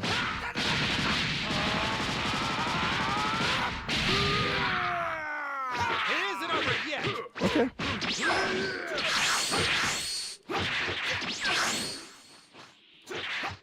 What the hell is going on? Oh.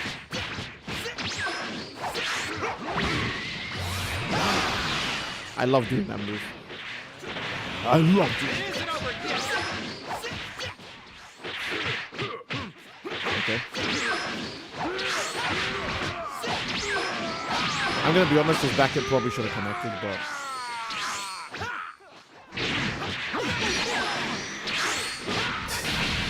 The hitbox. The hitbox. The hitbox. The hitbox. To give Toyo credit, almost all of Z was last minute because Toriyama kept procrastinating. That is true. That is true. I thought Goten and Trunks superhero stuff was mostly fun. Not great, but not bad either. You know what? Actually, you have a good point, Zabahat. I totally forgot about the Goten and Trunks like prequel stuff before you actually tackle superhero. I actually did enjoy that. I didn't dislike that. So maybe I treated you too harshly, Toyotaro. You're actually very correct, Cyberheart. I did forget about that. I mean, I think it was weird that they were redoing Mai and Trunks' relationship again. I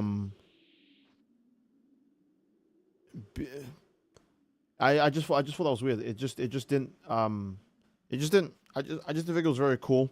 Trunks is like crushing over her hardcore and she's kind of like ignoring him almost, even though they've liked each other since like Battle of Gods and then the Goku Black Arc. So what the fuck? Keep in mind, Mai is technically a fully grown adult falling in love with a child. It is weird, but there's only two stances when it comes to really weird situations like Mai's. Right? Do we do the thing where it's like, oh, it doesn't matter if the character is mentally 1,000 years old, they look like a child? Because Mai looks like a child, so her mental age shouldn't matter.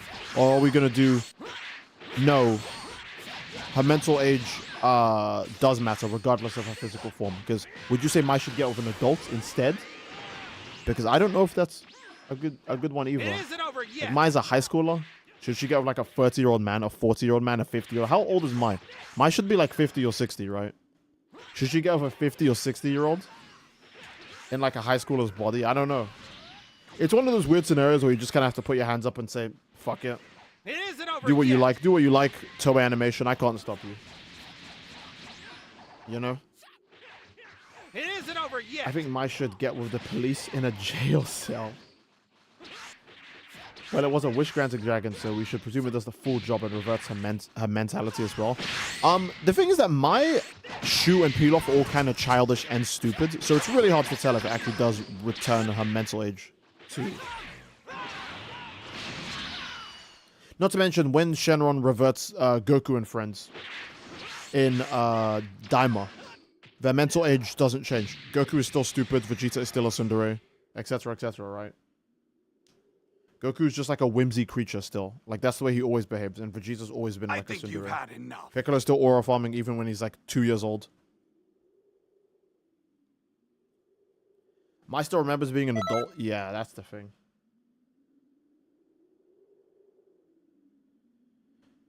Even in future Mai, it's stupid because there was no reason for her to be aged down just to ship with Trunks anyways. It's just a stupid idea.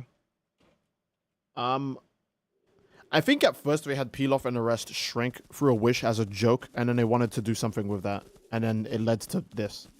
You know what I mean? Because they've obviously been planning this since Battle of Gods. Even the Battle of Gods movie, the movie has like the scene where where Mai and Trunks bump into each other, and they like share a glance for a bit, right? So even before they got anywhere near the Goku Black arc, they've been thinking about having them get together, which is insane. I don't like Mai's design change now. She's like a generic chick what happens to her pretty eyes and makeup. That's very true, yeah. I do think... I do think I like... I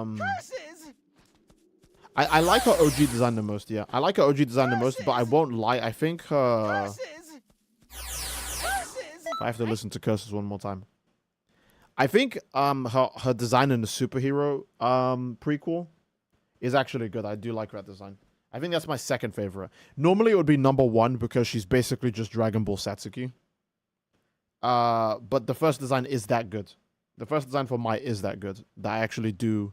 I think I do have it at number 1 in terms of Mai designs. I think the DBS Future Trunks Mai is way worse than the superhero Mai. I don't even know her. I guess you could say because she's in a war 24/7, right? But she just doesn't... I feel like she's less cute, but then she also has less of the adult... What the fuck? Yeah, superhero Mai has like the angular eyes. Right, she's got like the they're trying to bring her closer to like the adult feminine charm. The superhero, not superhero, the Goku Black arc Mai just has like a generic like kind of cutesy face with the big round eyes. You know? I don't know. I think you should definitely steer Mai's character towards what it used to be, where she was like an older, attractive woman who would probably use her looks as well as her skills to like, you know, get what she wants. And obviously Totoro must have recognized that because he made Mai kind of more in line of how she acts before. Well, other than, you know, she would always like cuck down to Pilaf. But yeah. Steve, where's Virgil? I need more scum in my life. Oh my goodness. Who knows? Who knows? Who knows? Who knows? Trunks is fully aware of Mai's age. He's just gilf hunting. Stop hating on the grind. So true, so true. Yeah, her eyes are the same shape as the original, just black and also the blue. Yeah, because Mai's blue eyes was to complement her red lipstick before, right? But since she doesn't wear lipstick anymore, they just said, fuck it. Her eyes aren't blue anymore. They're just black. Oh my goodness. Okay. Was the Pilaf gang appearing again? Something you were... Is the Pilaf gang appearing again something you were particular about, Sensei? Am I a Sensei? I am the most unwise Sensei ever. I don't mind the Pilaf gang appearing again if you were directing that towards me, but I don't think they add anything to the story either. So, yeah.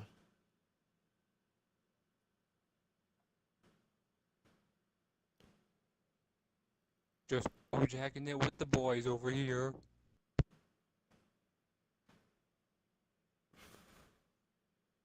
Oh, okay. Oh, you're reading out the logic as to why Pilaf and the rest showed up as kids again. Yeah, I remember that.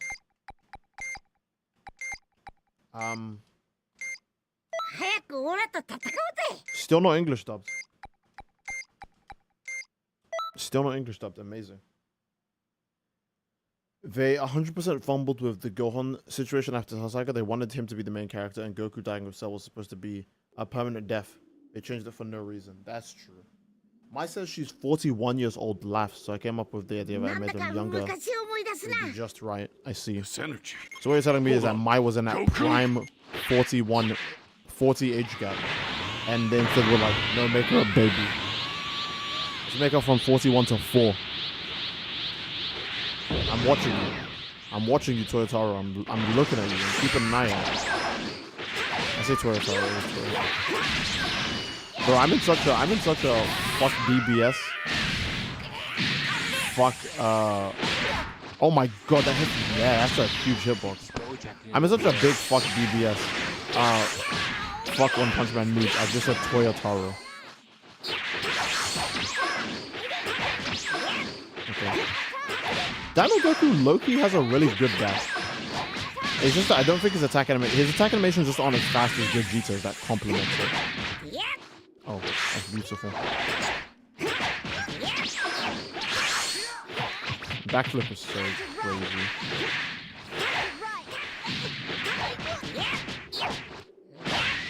That landed? Okay.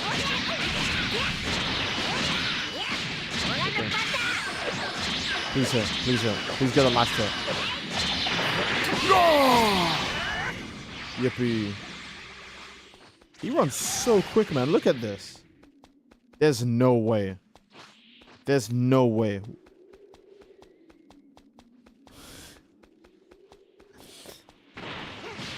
Oh my goodness, man. Built to suffer donated $2, so just realized I missed the Festival of Universes. You did. It's gone. If you want custom Gogeta clothes for a custom character, it's gone forever. Not even that. Even Mini Goku in Legends is better than Hero or Sparking Zero. Oh yeah, 100%. Let me tell you, Adult Chi-Chi before she had Gohan was the best. Oh yeah. I get you. Chi-Chi was a looker. He looks so funny against an actual child, bro. His fat head. Yeah, he's got just a big ass head. Legit smaller than Goten. Yeah, smaller than Goten, but his head is like 3 times the size. Like, look at that, bro. Oh my goodness. Why are you so... I like his idle animation. His idle animation is very cool. I'm surprised Xenoverse would even bother. Would even bother for an idle animation like that. Even the fact that he breathes for his animation. Like, yeah, every character breathes, but like his mouth, like, he's like...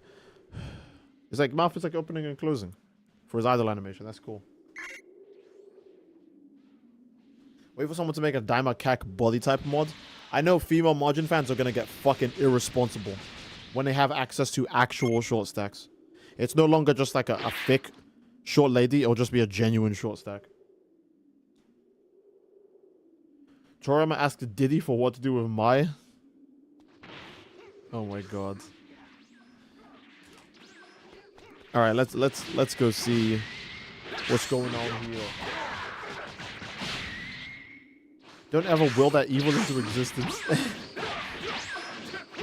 Female margin mentioned. Time to bust some female margin assets. Oh no. What do you think of Destroyed Content City? I think literally nothing of it. Because we haven't seen anything else of it yet. And I'm not going to get my hopes up for fucking Xenoverse 2 story. So. About to start seeing Minna Cax? Yeah, that's true. Oh wow, that was quick. Since Trunks gets Mai, does Goten get Launch? No, Launch is still an adult. What the fuck?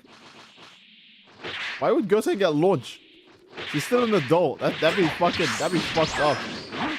If anything, Goten's gonna get with the what's her name? Like the black girl in his classroom in the superhero manga, like Gula or something. I can't believe they named this bitch Gula. They were like, hey, why don't we just name you after that one class in Fate? No, I'm kidding. But like seriously, why'd they name her after a goddamn an essential item in school? I probably should have used my evasive on that. Oh my goodness.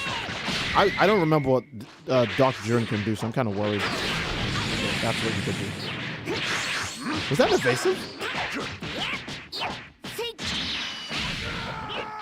Oh crap, I forgot.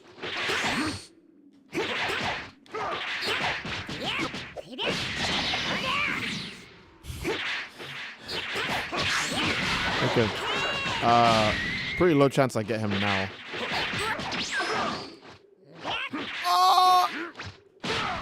Cooked. Cooked. This is why it'll never be beneficial to be a tiny character in any video game. That stamina brick would have landed clean as day if I was on base Goku. If I was on base Goku, Frieza, any character that even has decent height, that would have landed. But to be honest, I think every stamina break in the game should have a little bit of lunge. Because why the fuck is a character not going to move at all for a stamina break? That's kind of crazy. But yeah, range diff. Actual range diff. I'm calling it right now. There's going to be some reel on YouTube that use the Palpal model on the female characters. Hey, yo. Goku Daima looks like he was flipped on a different game and placed here. Forcefully like Spider-Verse. Yeah. Vegeta tier range. Alright. See the game formed by Ragnar Blood Edge. So true. Alright. Curses! Um, Curses! Cooler is the only one with lunging stamina break, but that's just because his heavy lunges. Tragic. Another reason why Cooler is Omega S tier. Oh my goodness.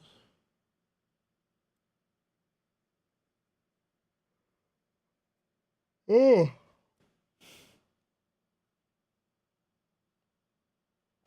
All right. Let's see. I see. Cooler's way more fucked up than here, in my opinion. I think, yeah. I don't know which one I dislike more, but I feel like you see more Coolers than Hit now. So that must mean that Cooler has to be better. Curses. Like you see way more Cooler than Hit. Curses. I have no idea what Dropout is saying. Hello, Dropout. I'm not letting you fucking escape this, mate.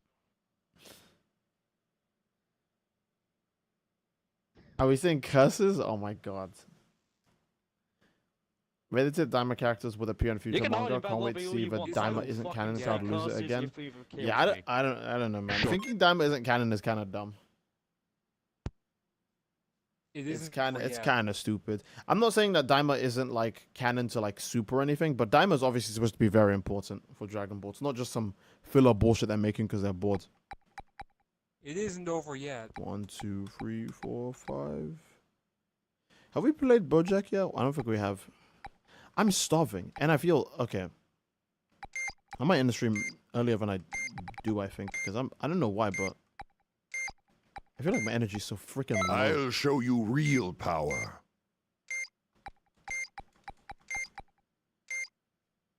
Oh, watch out. Seeds Is Bojack that in there. cold still? Oh yeah, sure. Okay, Prolefty's gonna heat something up for me. Bro's hungry when the bakery is right there. What do you mean, Supreme Kai of Time or Bojack? The Bojack Bakery?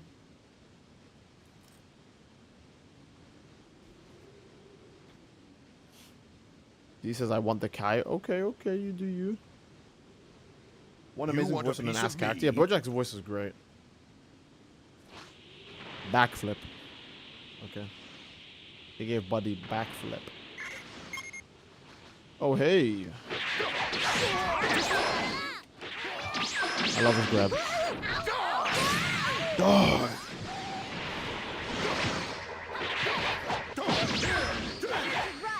He has such a quick backhand. It's unreal how quick that backhand is. I'm so mad we didn't get the Tomboy design for Supreme Kai Time. You and many others. Homie. Oh.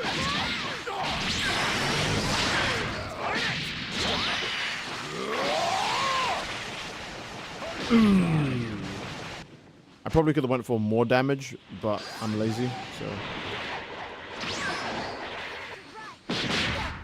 I didn't know if he was going to charge up all the way.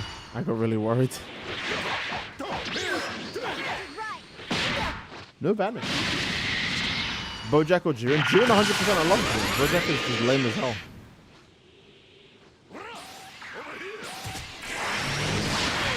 Ooh. I just realized I don't have the barrier. I just realized I don't have the barrier. Why the hell did I build Bojack like this? With backflip?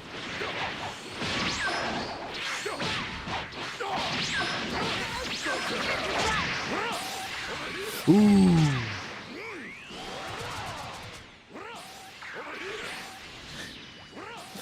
I don't know if he has the health or the stamina to keep avoiding that.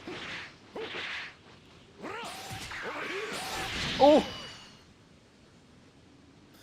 The trick shot. Oh my god. Look at the pose he's in right now.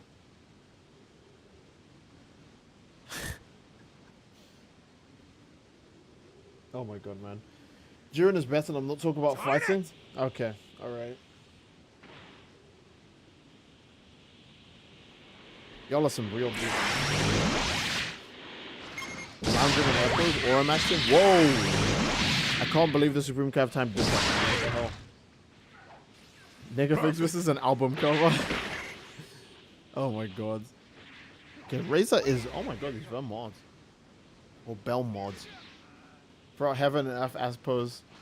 But look at Bojack, he is packing.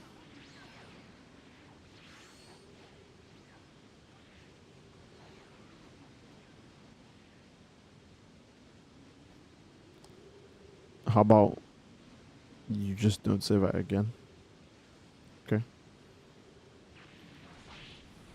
How do we get Bojack DLC without transformation? That's one of the biggest L's ever. I mean, yeah, no, that's true. I think Bojack should be able to transform, but doesn't Sparking Zero have him also just start in his final form? Like both games skipped the other form. They were just like, fuck it, who cares?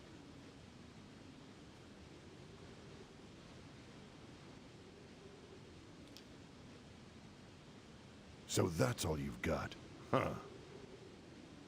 Oh, you actually said the Bojack packing thing again. Okay, I'll let you go. I'm too tired. I'm too low on energy to want to cause problems right now.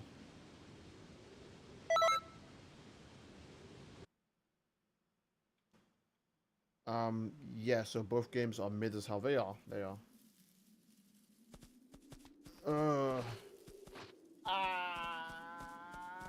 Curses! Curses!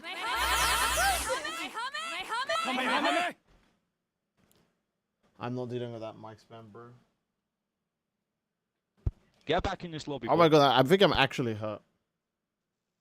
Like my stomach is so empty, it's like actually beginning to bother me now. Okay. I want to see if we can make it.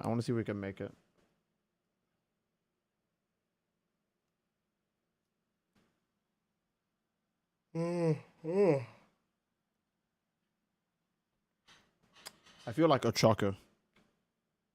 Wasn't Ochako so broke that she used to go to sleep to stave off hunger? Like a fucking hibernating animal?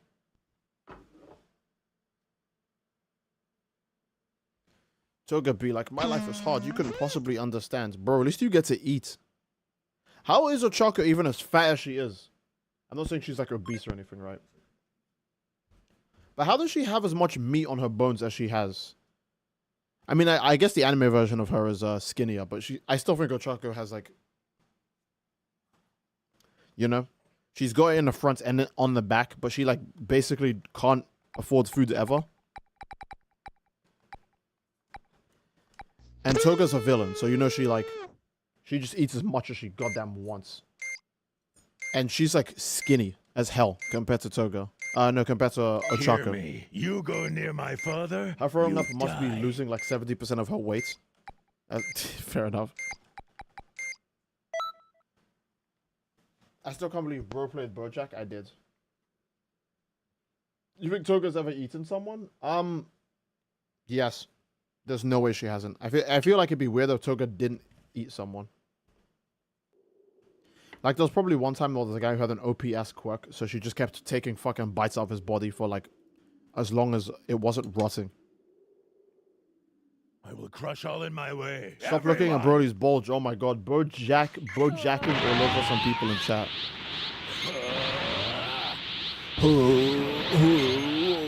My name's Broly. Alright, well we... Oh, okay.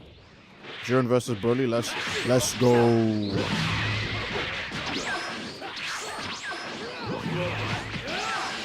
Ah.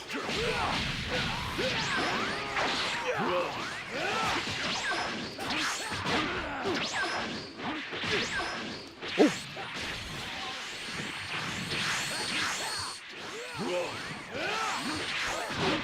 Oh, I need to remember. You have to dash to the side when you're fighting UI, Goku, and Jiren.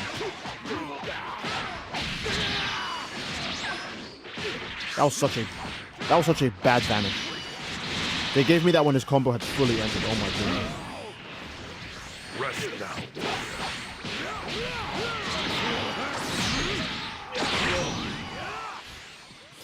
Oh my god, I get most of that stamina break back. That's actually evil as hell. Evil as hell for that Xeno. Okay.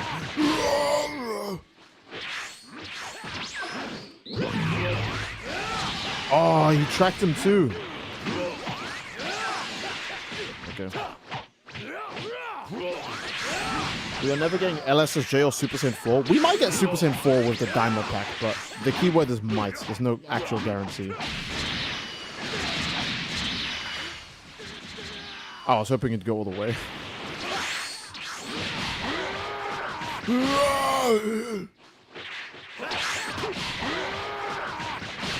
Since they have the Pantheas DLC, I want a Rinsu.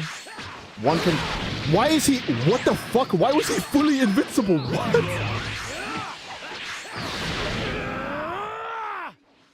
Okay. Okay. I guess they put the iframes back in that move. I had no idea. Why am I using a knife to eat this? What the fuck? Oh my, I'm such an idiot. Alright, there we go.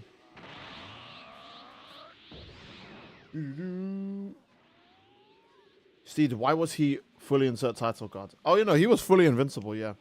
Like, I was thinking, okay, they removed the iframes from Mighty Explosive Wave. That's why people stopped using it. And then I'm trying to hit this guy and he's completely invincible, so, like, fuck me, I guess.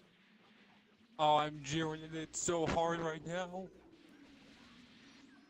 Why does Xenoverse not have a demon race yet? Because it's Xenoverse. If we get SJ4, no, if we get SJ4, it's going to be the Daima design. 5 billion %. You can't do anything about that. You just have to accept it. That's the way it's going to be. I fear in 2 years Sparking Zero will be unsupported. Yeah, 100%. Bro, Sparking Zero's player count is already at, like, on Steam. It was, like, peaking at, like, 1.2 before DLC 2 came out. If this game goes, like, a year without DLC, I promise the player count will fall to, like, 500 players. 500 players, 300 players. It'll be dead if it goes, the game would be fully cooked. Appreciate it. I have another play. Out of my way. Can we get another Steve rant before the stream ends? Okay, but what do you even want me to rant about? We already had a good rant about Jump Force yesterday, so I'm not gonna repeat that. The only rants we spam are One Punch Man rants. Alright? Because I hate One Punch Man. Yes.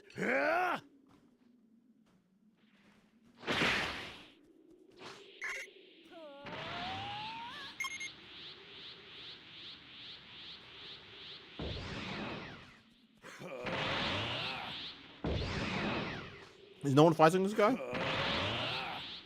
Alright, fine then.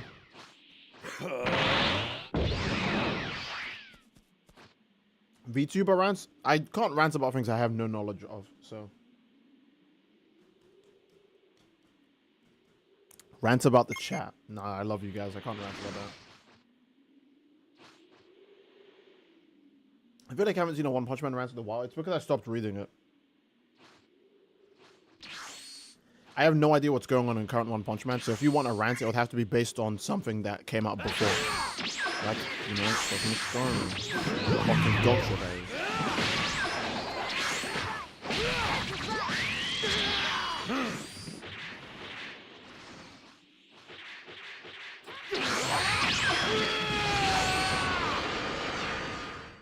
Rant about AAA games? A lot of them suck, I guess. I'm not sure what else to say.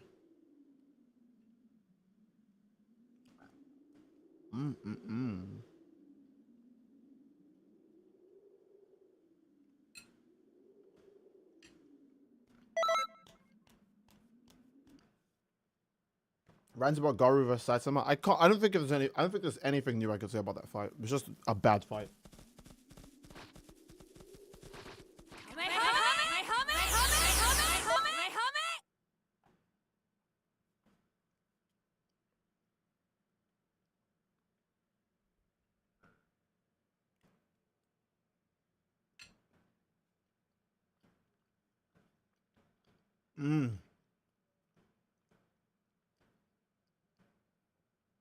This is giving me energy. Oh my god. Just straight up play Brown Dust 2? No.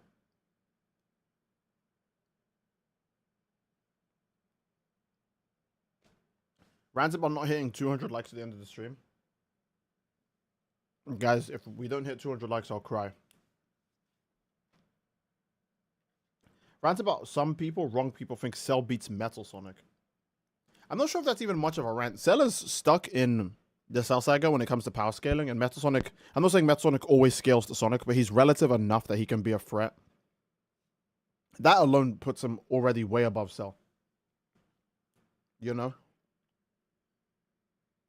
I'm not sure how much there even is to say about that rant-wise. Not to mention Metal Sonic can fucking... I mean, I guess only Neo Metal Sonic can, but... Neo Metal Sonic can copy people's abilities and shit after just watching them do it. Kind of like ML from Sonic Battle, now that I think about it. I'm not sure who has the better copy, ML or Metal Sonic, though. Whatever. They'll probably never meet unless if Sega gets really bored or desperate.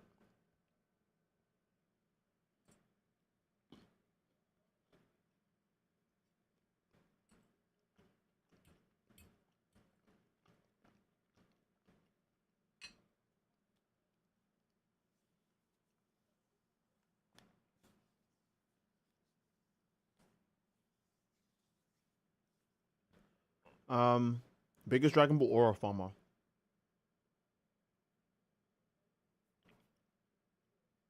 Piccolo still, I'm pretty sure. Paulson says, you're right about the Genshin Yap sesh. I'm telling you. I tried playing Genshin Impact again. And when I was like, oh my god, you cannot skip any of the dialogue in this game. You have to actually listen to all of it. It's such a slog. It's such a slog.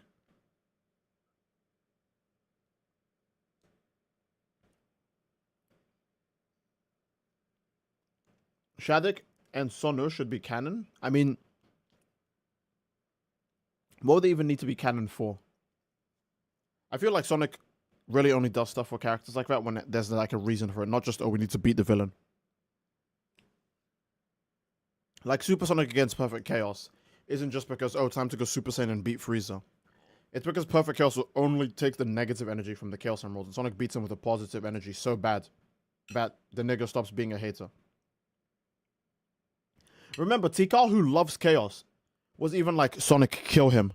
The only way to free Chaos from this destructive path is to kill him. And Sonic's like, fuck no. Fuck no, baby. I'll just beat some sense into him, you know?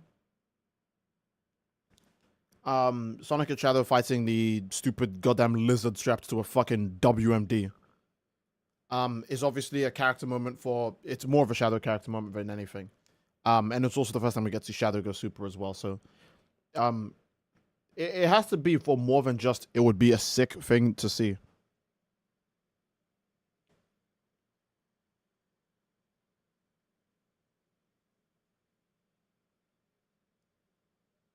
Was there a time someone used both positive and negative Chaos Energy?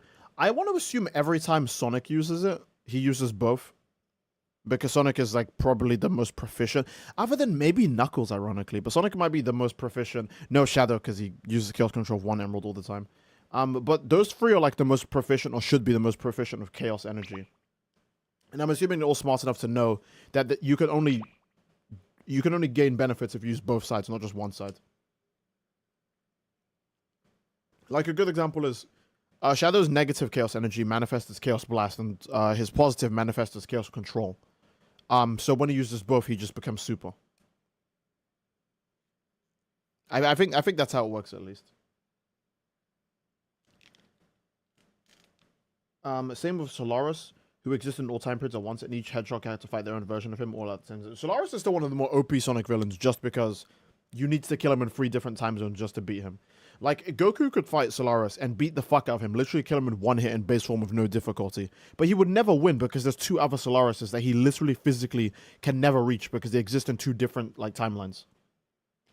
You know? So, Solaris is just one of those really annoyingly busted characters that has, like, 1 super broken hack that makes him completely untouchable. I want to say kind of like Gojo, but I feel like Gojo can back up fighting other people of his tier, even without Infinity. I think Solaris just gets mogged by people even of his own tier, if it wasn't for his like broken time ability.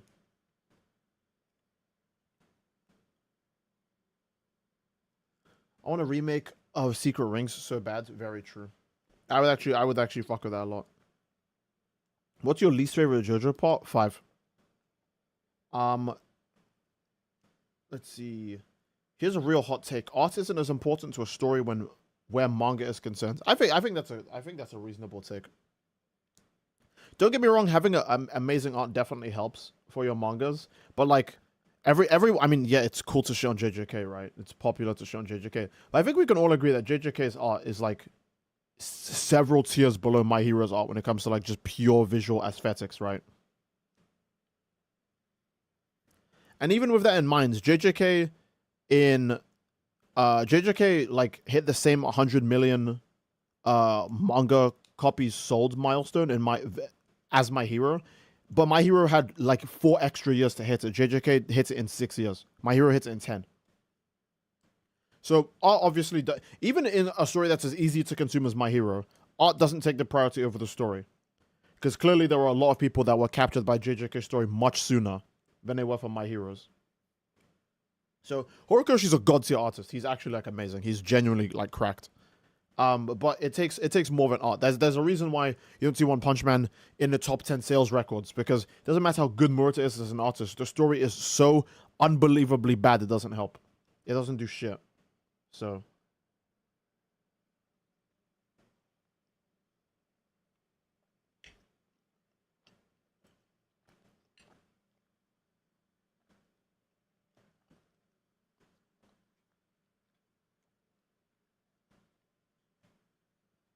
you thought I was saying autism is important to the story. That's great. Demon Slayer carried by art animation?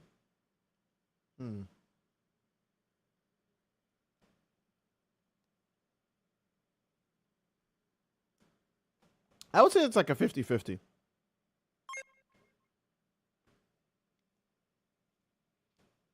Because I don't think Demon Slayer story is like amazing. I just think Demon Slayer story is really easy to consume. I'm not saying it's slop.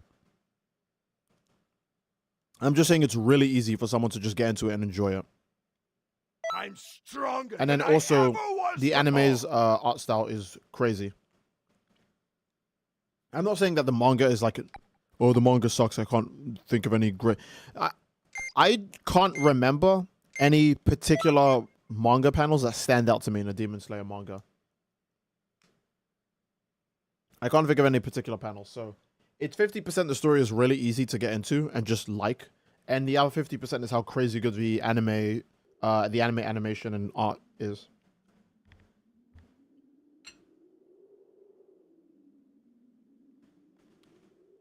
Ready to face the strongest being in the universe?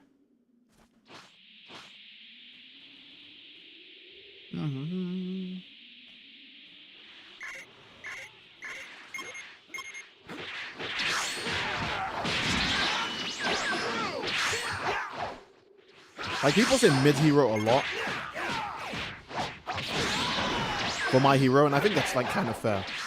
But I feel like Demon Slayer definitely is more of a, if you only read the manga, I feel like Demon Slayer is way more of a mid than My Hero.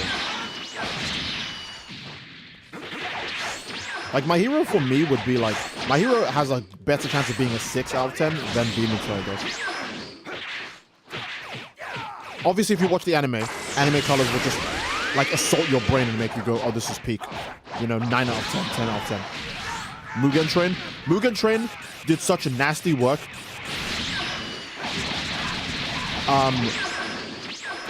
Like, is it, wait, hold on. How big is the Demon Slayer movie? Like, isn't it like one of the biggest anime movies, period?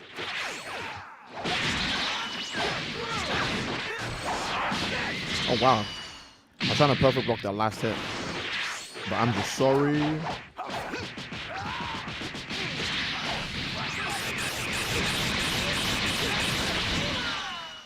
That shit just ate him alive, good lord. It's the literal biggest, if I recall? Yeah.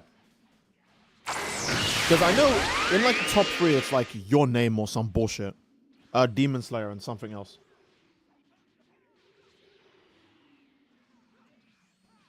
I'm sure the Akaza Wait, the Yakuza rematch movie hasn't happened yet, right? But I'm sure when the Yakuza rematch movie happens, or the literal end of the series, that will probably make like a gazillion, billion, quintillion dollars. Can't even call them movies. They really do feel like just long anime episodes. They don't feel like a movie. But hey, look, clearly just calling it a movie made it make all of the money in the world. You know? Look at you! Like seeing Ufotable dick ride something other than Fate is insane. So you can tell that shit makes a lot of money.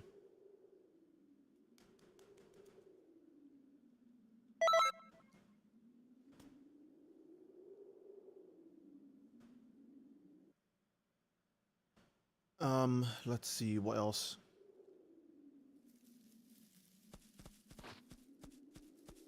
We want to take in close-up pictures of Gogeta's junk and it killed him. Oh, when he was doing like that. Oh my god. Akaza's fight should be the first movie. I think Akaza is the first of the... Jesus. I think Akaza is the first of the final bosses to go down. I can't remember too well. Silver's character is stuck in a limbo of not being popular enough to get his own game, and Sega never doing anything with him because he isn't popular, so he never gets a chance to be cool. I mean, Silver, I think I've said this before on stream, Silver is screwed. Shadow gets a chance to have his own game because Shadow's debut game is Sonic Adventure 2, the one that everybody fucking likes. Silver's debut game is one of the most panned, memed, easiest to shit on games in all of human history because it's just a fucking buggy, rushed nightmare mess with very bad gameplay and I'm not even gonna say decent story. I think the story isn't that great for Sonic 06. It's not even decent. It's just not good. It's just bad. Silver's debut game literally is just poo poo pee pee, and Shadow's debut game is the fucking birth of Jesus Christ. So Shadow obviously is gonna get as many chances as possible to shine, and Silver's just gonna keep getting treated like the ugly, stepchild that they never wanted. The accidental baby. Or as LTG says, backshot baby. Hey, you a backshot baby. I think Canon's future is constantly changing, so he can't have a happy ending. Tragic for him. I want for Silver for him to have his own game too. He's doomed, which is sad because he has an entire setting to explore and has nothing with it. So true. Shadow is just cooler. Yeah, True Fnuke. Shadow is cool as fuck.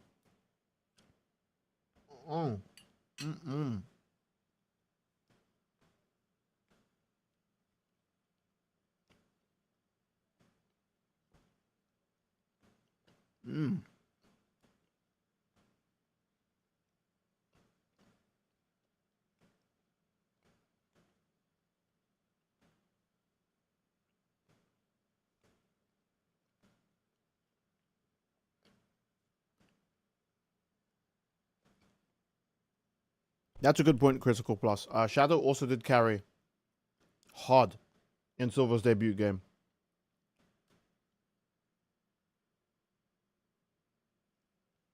Silver gets so little chance to shine because the literal first game he shows up in doesn't even let him do that.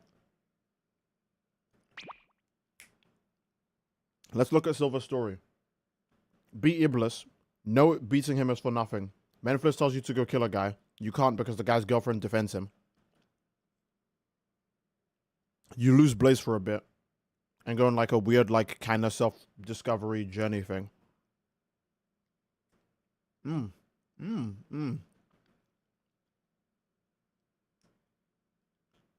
Then you catch up to Sonic and you fail to kill him a second time. Some random dude comes out of nowhere and beats the fuck out of you and then says, let's team up.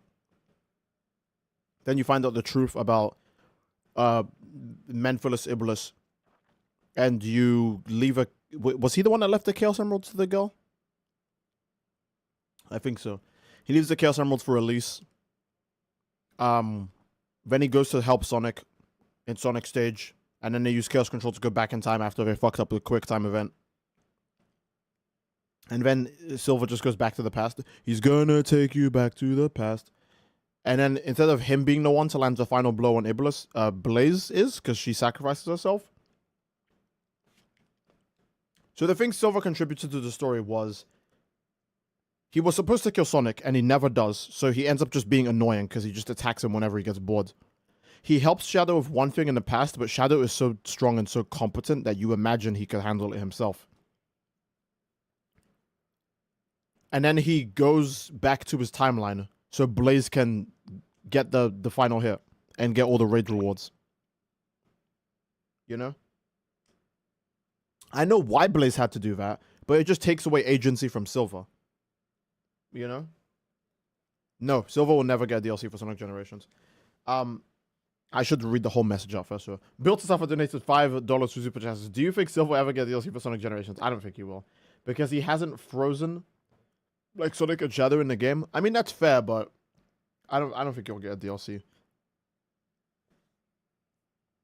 Maybe if they do like a Sonic 06 anniversary in any way, then potentially. Yeah, Memphilis was even brought back into the Shadow game as a debut boss. But that's the thing, Memphilis is Shadow's villain. Right? Where's Iblis? Where is Iblis? Go show me fucking Iblis. People always talk about Memphilis. Go show me Iblis. Iblis is Silver's guy. But not only is Iblis just a fucking monster, he's literally just perfect Chaos with a fiery skin. Well, I mean, he doesn't have morals. Because Chaos at least does his things out of anger. But Iblis is just actually mindless. He's basically just lava perfect Chaos. And then Silver, that's Silver's main guy to fight. Go fight a raging beast that doesn't even speak back, have witty dialogue, talk about different philosophical things like, why do you choose to fight for a world that hates you? You know? He can't do any of that.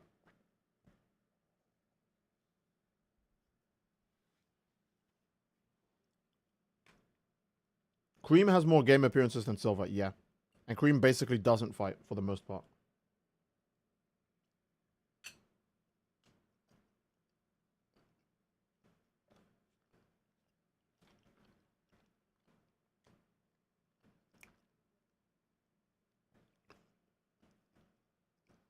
Sonic X Silver Lost World.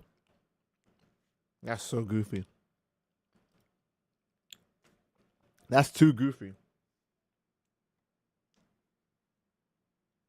The comics probably do have the most representation for Silver, yeah. Vanilla X me in the bedroom. I see. I see. Very fascinating. Very interesting. How about a less OP Solaris situation, but in the future for Silver? That could be doable.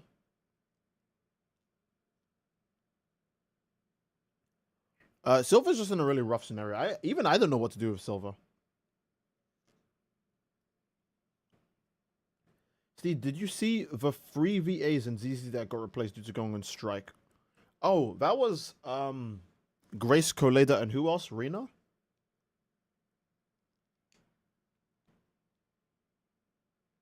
That's very tragic. I can't remember if the strike was even, because I remember some stuff with the Genshin strike revealed that like it wasn't even like that big of a deal or some shit, or it was something really dumb about union versus non-union and how a bunch of union voice actors are working a non-union job. Like they're going on strike for a job that they technically shouldn't even be doing. They're just getting paid for it, right?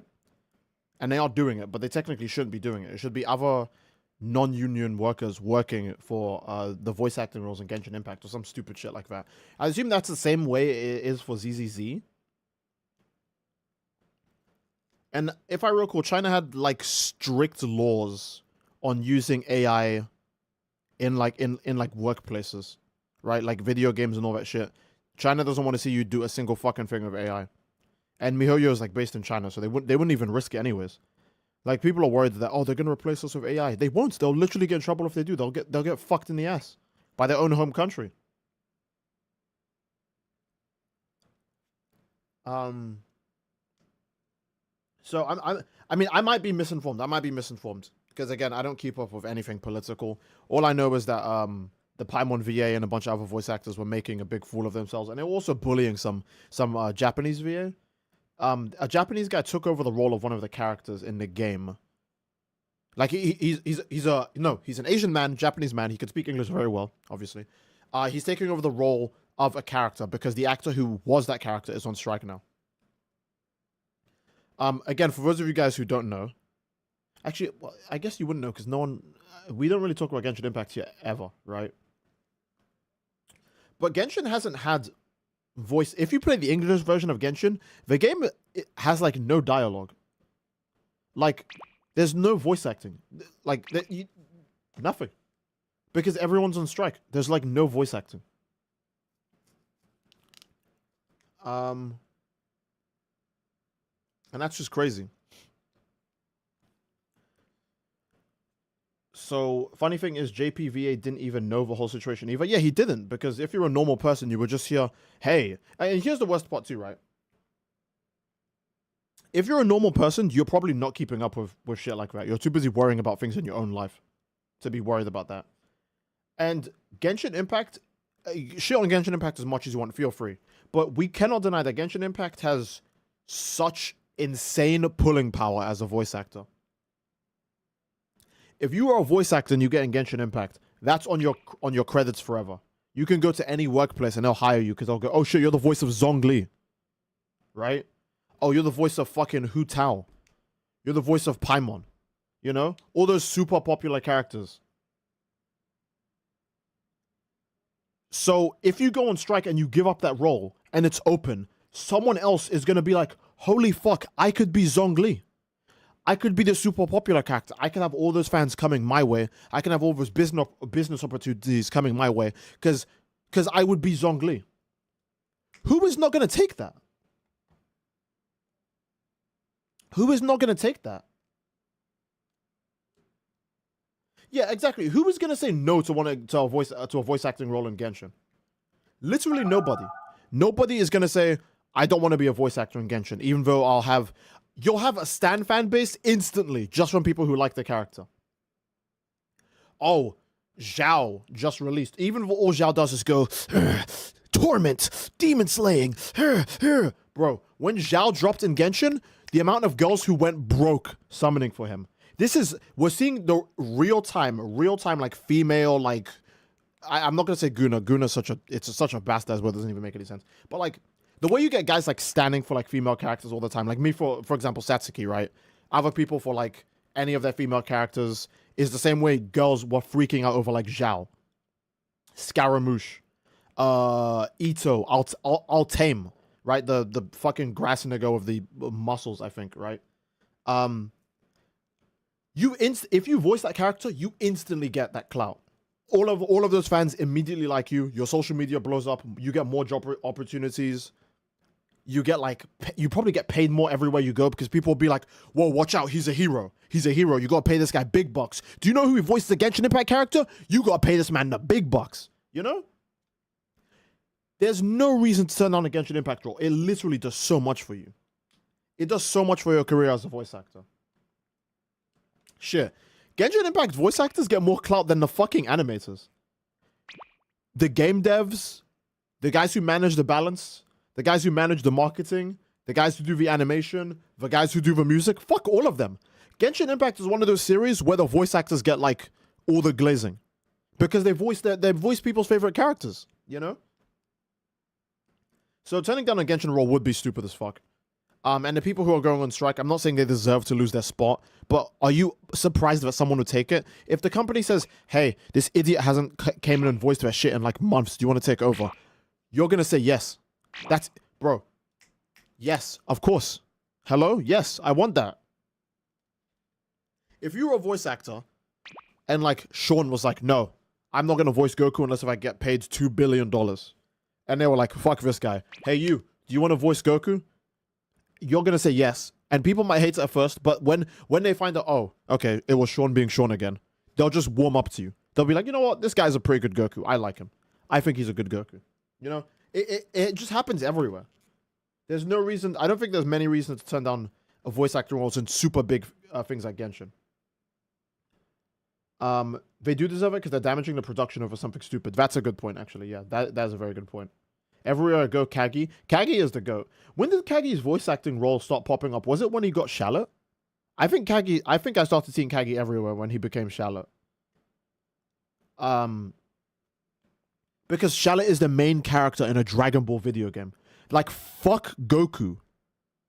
Fuck Goku. Kagi is the main character of it. Who cares if it's a mobile game? It's a mobile game that ranks in millions.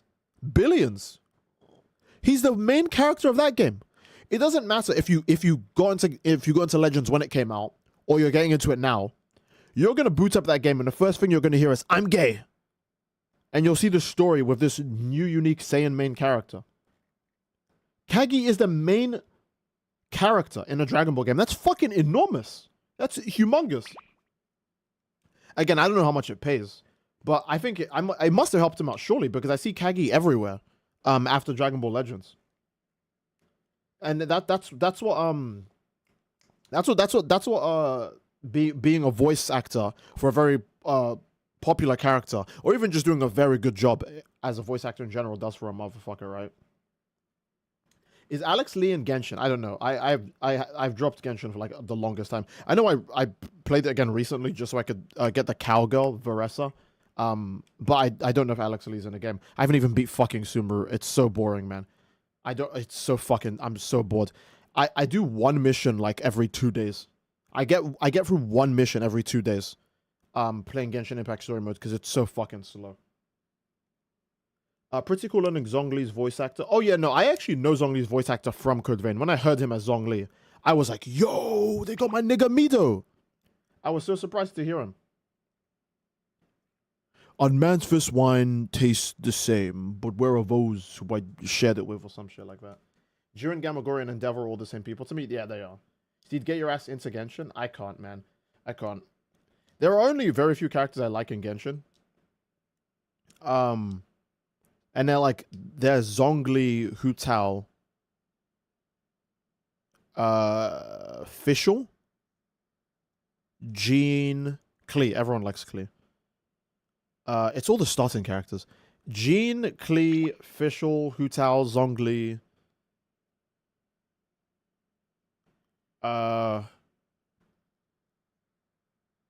The cowgirl. I only played Genshin again for the cowgirl, so Veressa. That's it. I want to say the water Archon and her assistant, they seem like actually cool characters, but I'm still in fucking Sumeru, so I don't know when I'll see them. But they do look like two really cool characters as well.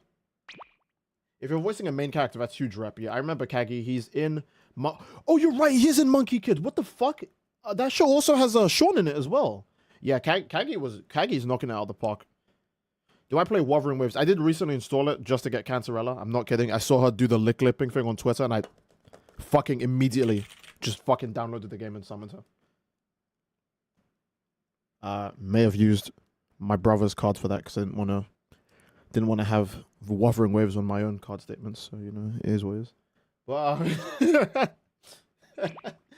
I will say I like Wuthering Waves a lot, but I don't think I'm not even playing it that much. The gameplay is really good. It's really good. The game looks really pretty. The gameplay is really good. I like the music.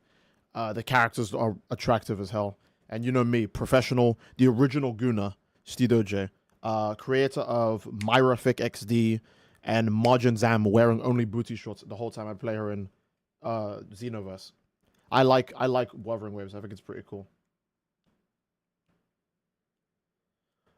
Silver should get the Mega Man Zero treatment by getting a spin-off game. Oh yeah, 100% he should. As much as I hate Destiny, I like that Destiny doesn't force you to play the old campaigns. So yes, that's true. I do wish that Destiny didn't lose the old content, but Destiny doesn't make you do a Genshin where you legit... Oh my fucking god, bro. I swear to God. Okay. Start Sumeru's story. Don't skip any dialogue. And then start Dragon Ball Z. And do it. Watch Dragon Ball Z the entire fucking time you're doing Sumeru's story. I guarantee you Dragon Ball Z will be the thing that finishes first. Sumeru's story is so... I don't even think it's shit. It's just so fucking long. It's just so fucking long. I don't think it's good enough for how long it is, but it's just so fucking long, man.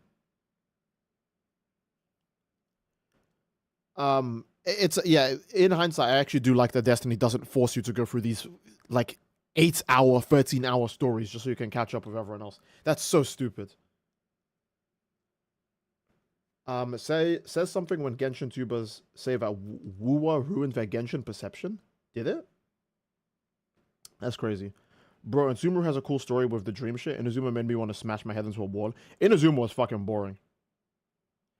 In hindsight, I actually think I don't like Inazuma. I remember at the time it was hype and I was playing it, but I remember finding the first part really boring. It takes you how many hours to get off the starting area? Like, okay, imagine you just came, right? No, stop. You guys know what I mean. Imagine if you just landed down on a plane in a country, all right? You're going to a new country for a business opportunity or something. And you have to spend fucking countless hours at the airport before you can actually go to the rest of the region. I'd be... Bro. Inazuma felt so filler. Because the Raiden Shogun hates you. So you'd think you think it'd be a really quick story. This isn't like a Zenless Zone Zero story where they waste no fucking time. They're just like, here's the bad guy, here's the plot, fight the nigga, watch the cutscene, go home. Right? I'm not saying ZZZ stories are like super short, but I feel like they're the right length. Genshin stories are fucking mad long, bro. Oh my goodness. Yap session. Domain expansion. Fucking Genshin Yap sesh. Domain expansion. Go through the Sumeru dream 7 billion fucking times. I hope the next few regions don't have as much yap. But I don't even know if I'll ever get through Sumeru at this rate, man. It's so slow. It's actually so slow. Is it longer than Kakarot? I feel like with how long Sumeru's story is taking, I feel like if I did Sumeru and Fontaine, it would be longer than Kakarot. Genshin world building is harder to learn than Toho. Yeah. I mean, the thing is that Genshin is a live service game. You can miss world building if you're just not playing it during certain times. So... ZZZ power creep is kind of insane. I'm pretty sure the strongest character is still Miyabi, right? Or is Vivian stronger than Miyabi now? I have no idea.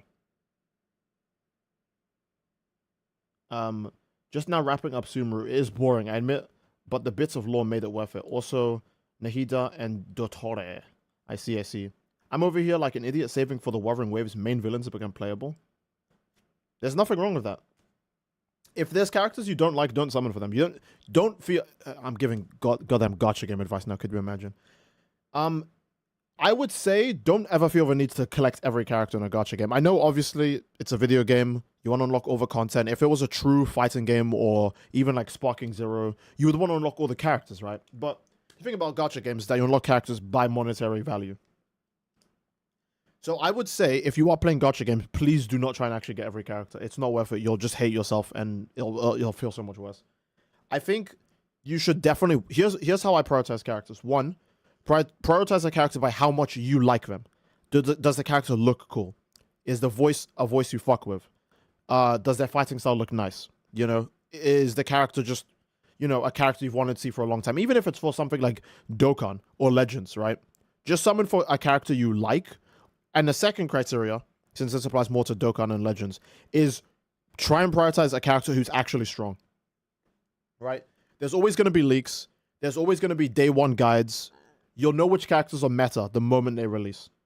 A good example is Miyabi. I think everyone knew Miyabi was going to be broken as fuck when she dropped in Zenless Zone. Because, she was playable in the beta. And two, she's overhyped as fuck the entire story until she becomes playable. So everyone knew she was going to be OP. She's literally just Cat Virgil. So there's no way she was going to be... There's no way she was going to be weak. I would say only prioritize characters by how much you like them and how meta they are. Meta is very important because if you don't have a character like Miyabi and you're doing hard content, you'd be like, I wish I summoned on this other character because this character would have been perfect for the end game content because they have the specific thing needed for it. Like, no, you don't need that. You could just use Miyabi. So, yeah, I fuck with Lighter because he punches. Yeah, Lighter's super cool. Lighter is super cool and he's meta as fuck. Lighter is, he's Sung Jin Woo, right? He's Alex Lee. Yeah, Lighter is super cool. Lighter sounds cool. He looks cool. His fighting style is cool. He's actually meta. He benefits ice characters and other fire characters.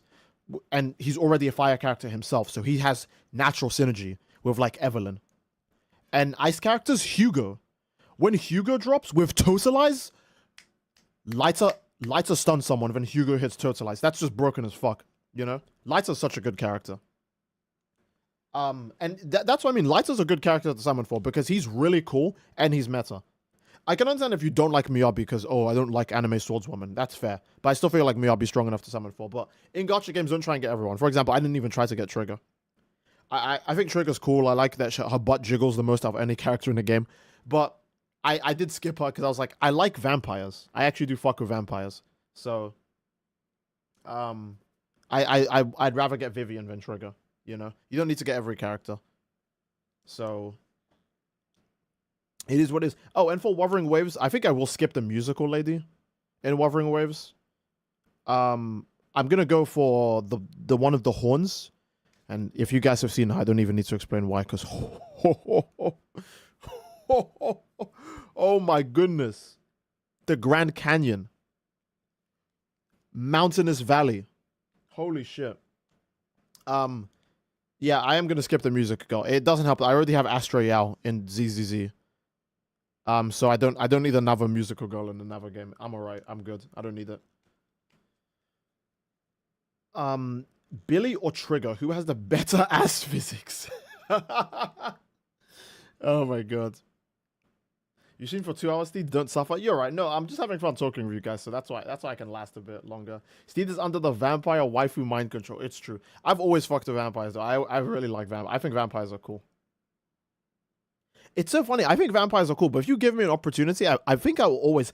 I wouldn't even say I'm a werewolf fan, but if you give me an opportunity, I think I always pick werewolf over vampire. In Skyrim, they dropped vampires, and I was like, I don't give a fuck, bro. I'm playing Dawn God werewolf. I'm not playing Dawn God vampire. Fuck out of here. Ranted about Genshin and glazed ZZZ. Pretty solid stream. So true, King. So true. But yeah, I think ZZZ stories are the appropriate length. Sometimes there's yap. You know, sometimes there's yap, but it's not a drop in the ocean compared to Genshin yap. Genshin yap is unbeatable.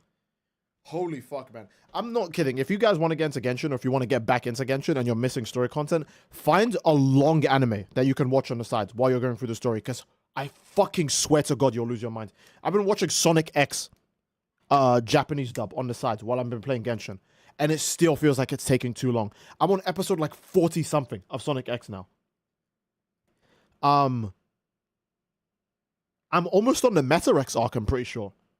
And I'm not done with Sumeru. Is that not completely fucked up? So, yeah. I'm not gonna lie, I think I slept through the Leeway story. That's fine. I think the Leeway story, don't get me wrong, I liked it, but in hindsight, the Leeway story was just a bunch of, oh, who killed Rex Lapis? Oh, what's going on with the Jade Palace? Oh my god, the Futsui. And it's like, okay. Like halfway through the story, when Zhongli pretended to be broke for like the 50th time, I was like, nigga, are you Rex Lapis? Is it you? Zhongli stands out too much. I saw him and I immediately thought, there's no way. You have to be the guy. You have to be the guy. Should I get into ZZZ? I think it's worth getting into. I'm going to try and wrap up the stream really quick, so I'll just make this next point quick. I think ZZZ is worth getting into. I might just be speaking on my dick. You guys can let me know. I think ZZZ is less of a you need to get the new character kind of game. I think you can just focus on characters you think look cool or ones you like. Yeah, there are some characters who are just objectively weaker than others. But I still feel like ZZZ is just one of the easier games to play overall. Here's a good example. If you start Genshin right now, you'll go to Mondstadt, you'll get Kaya, Amber, Noelle, I think, and then who else? I don't know. And Aether. And it's like, okay. Those characters all are like shit as fuck. They're like bad. They're like actually trash. You start ZZZ right now, and you get Anby, Billy, and Nicole. Nicole is still seen as a really high tier support character. Anby has amazing stun, and her damage isn't even bad. Billy is the only one I would say is kind of weak, but his burst damage on his ultimate is so freaking high, it makes up for it. You know? ZZZ is always worth getting into, because the starting characters aren't even bad, and then if you get lucky with the gacha, you could get one of the better 4-stars in the game, like Lucy. Lucy's amazing, holy shit.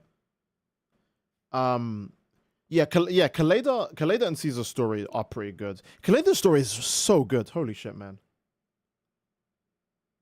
Did you hear the director of ZZ and the director of Dislight stand down together recently? Did they? That's scary. That's scary. Okay, maybe give it a bit. Okay, don't get into ZZ yet. Just give it a bit. Just give it a bit. I think the ZZ director was actually doing a pretty good job so far. So, yeah. If the new director's like really poo-poo, that's gonna suck. Build Suffer says I'm gonna stick to Nikkei Goddess of Victory. That's fair. I've heard that Nikkei actually has a pretty nice story, and the music, oh, Nikkei music is fucking great. It's actually super good. I think Nikkei music might have my favorite gacha game music, period. So yeah. First, the ads aren't good anymore. It's all not safe for work AI chatbot ads now. I don't like how true that is. But Gacha and ZZZ must hate me. I only got Soldier. Oh, tragic. Stepped down. I'm stepping down, I guess. I don't know if he meant by stepping down or Stellar Blade has good music. Of course, Nick has. Yeah, exactly. What's your opinion on Dislight? I don't know fucking shit about Dislight, bro. All right, let me check. Dislight. What the fuck is this? I ain't never seen this shit in my life. Maybe I've seen an ad of this once, but...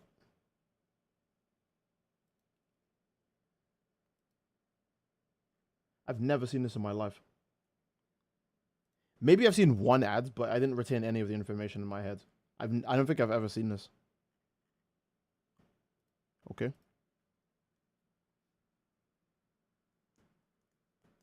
When will the DLC release? We have no idea right now.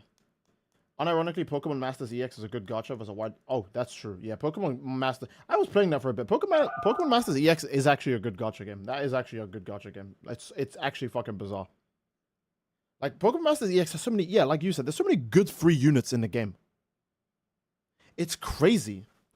Like, oh, you have to get Miyabi in a limited banner to get the strongest character in ZZZ. Or you can get Pokemon Masters EX where you can just do a random roll and get, like... God tier fucking characters.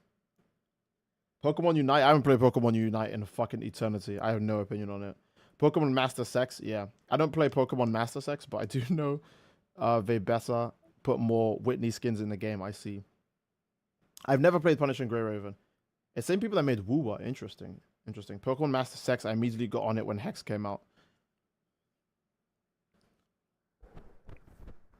Same. Okay, let's wrap up the stream. I think we've streamed long enough. You streamed long enough. Steve, you should definitely stream Breakers again. How about this?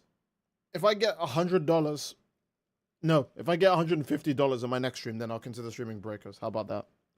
But either way, I think this is a good place to end the stream. I do hope you guys enjoyed. If you did, please leave a like on the stream. Don't forget to subscribe. It greatly supports the channel.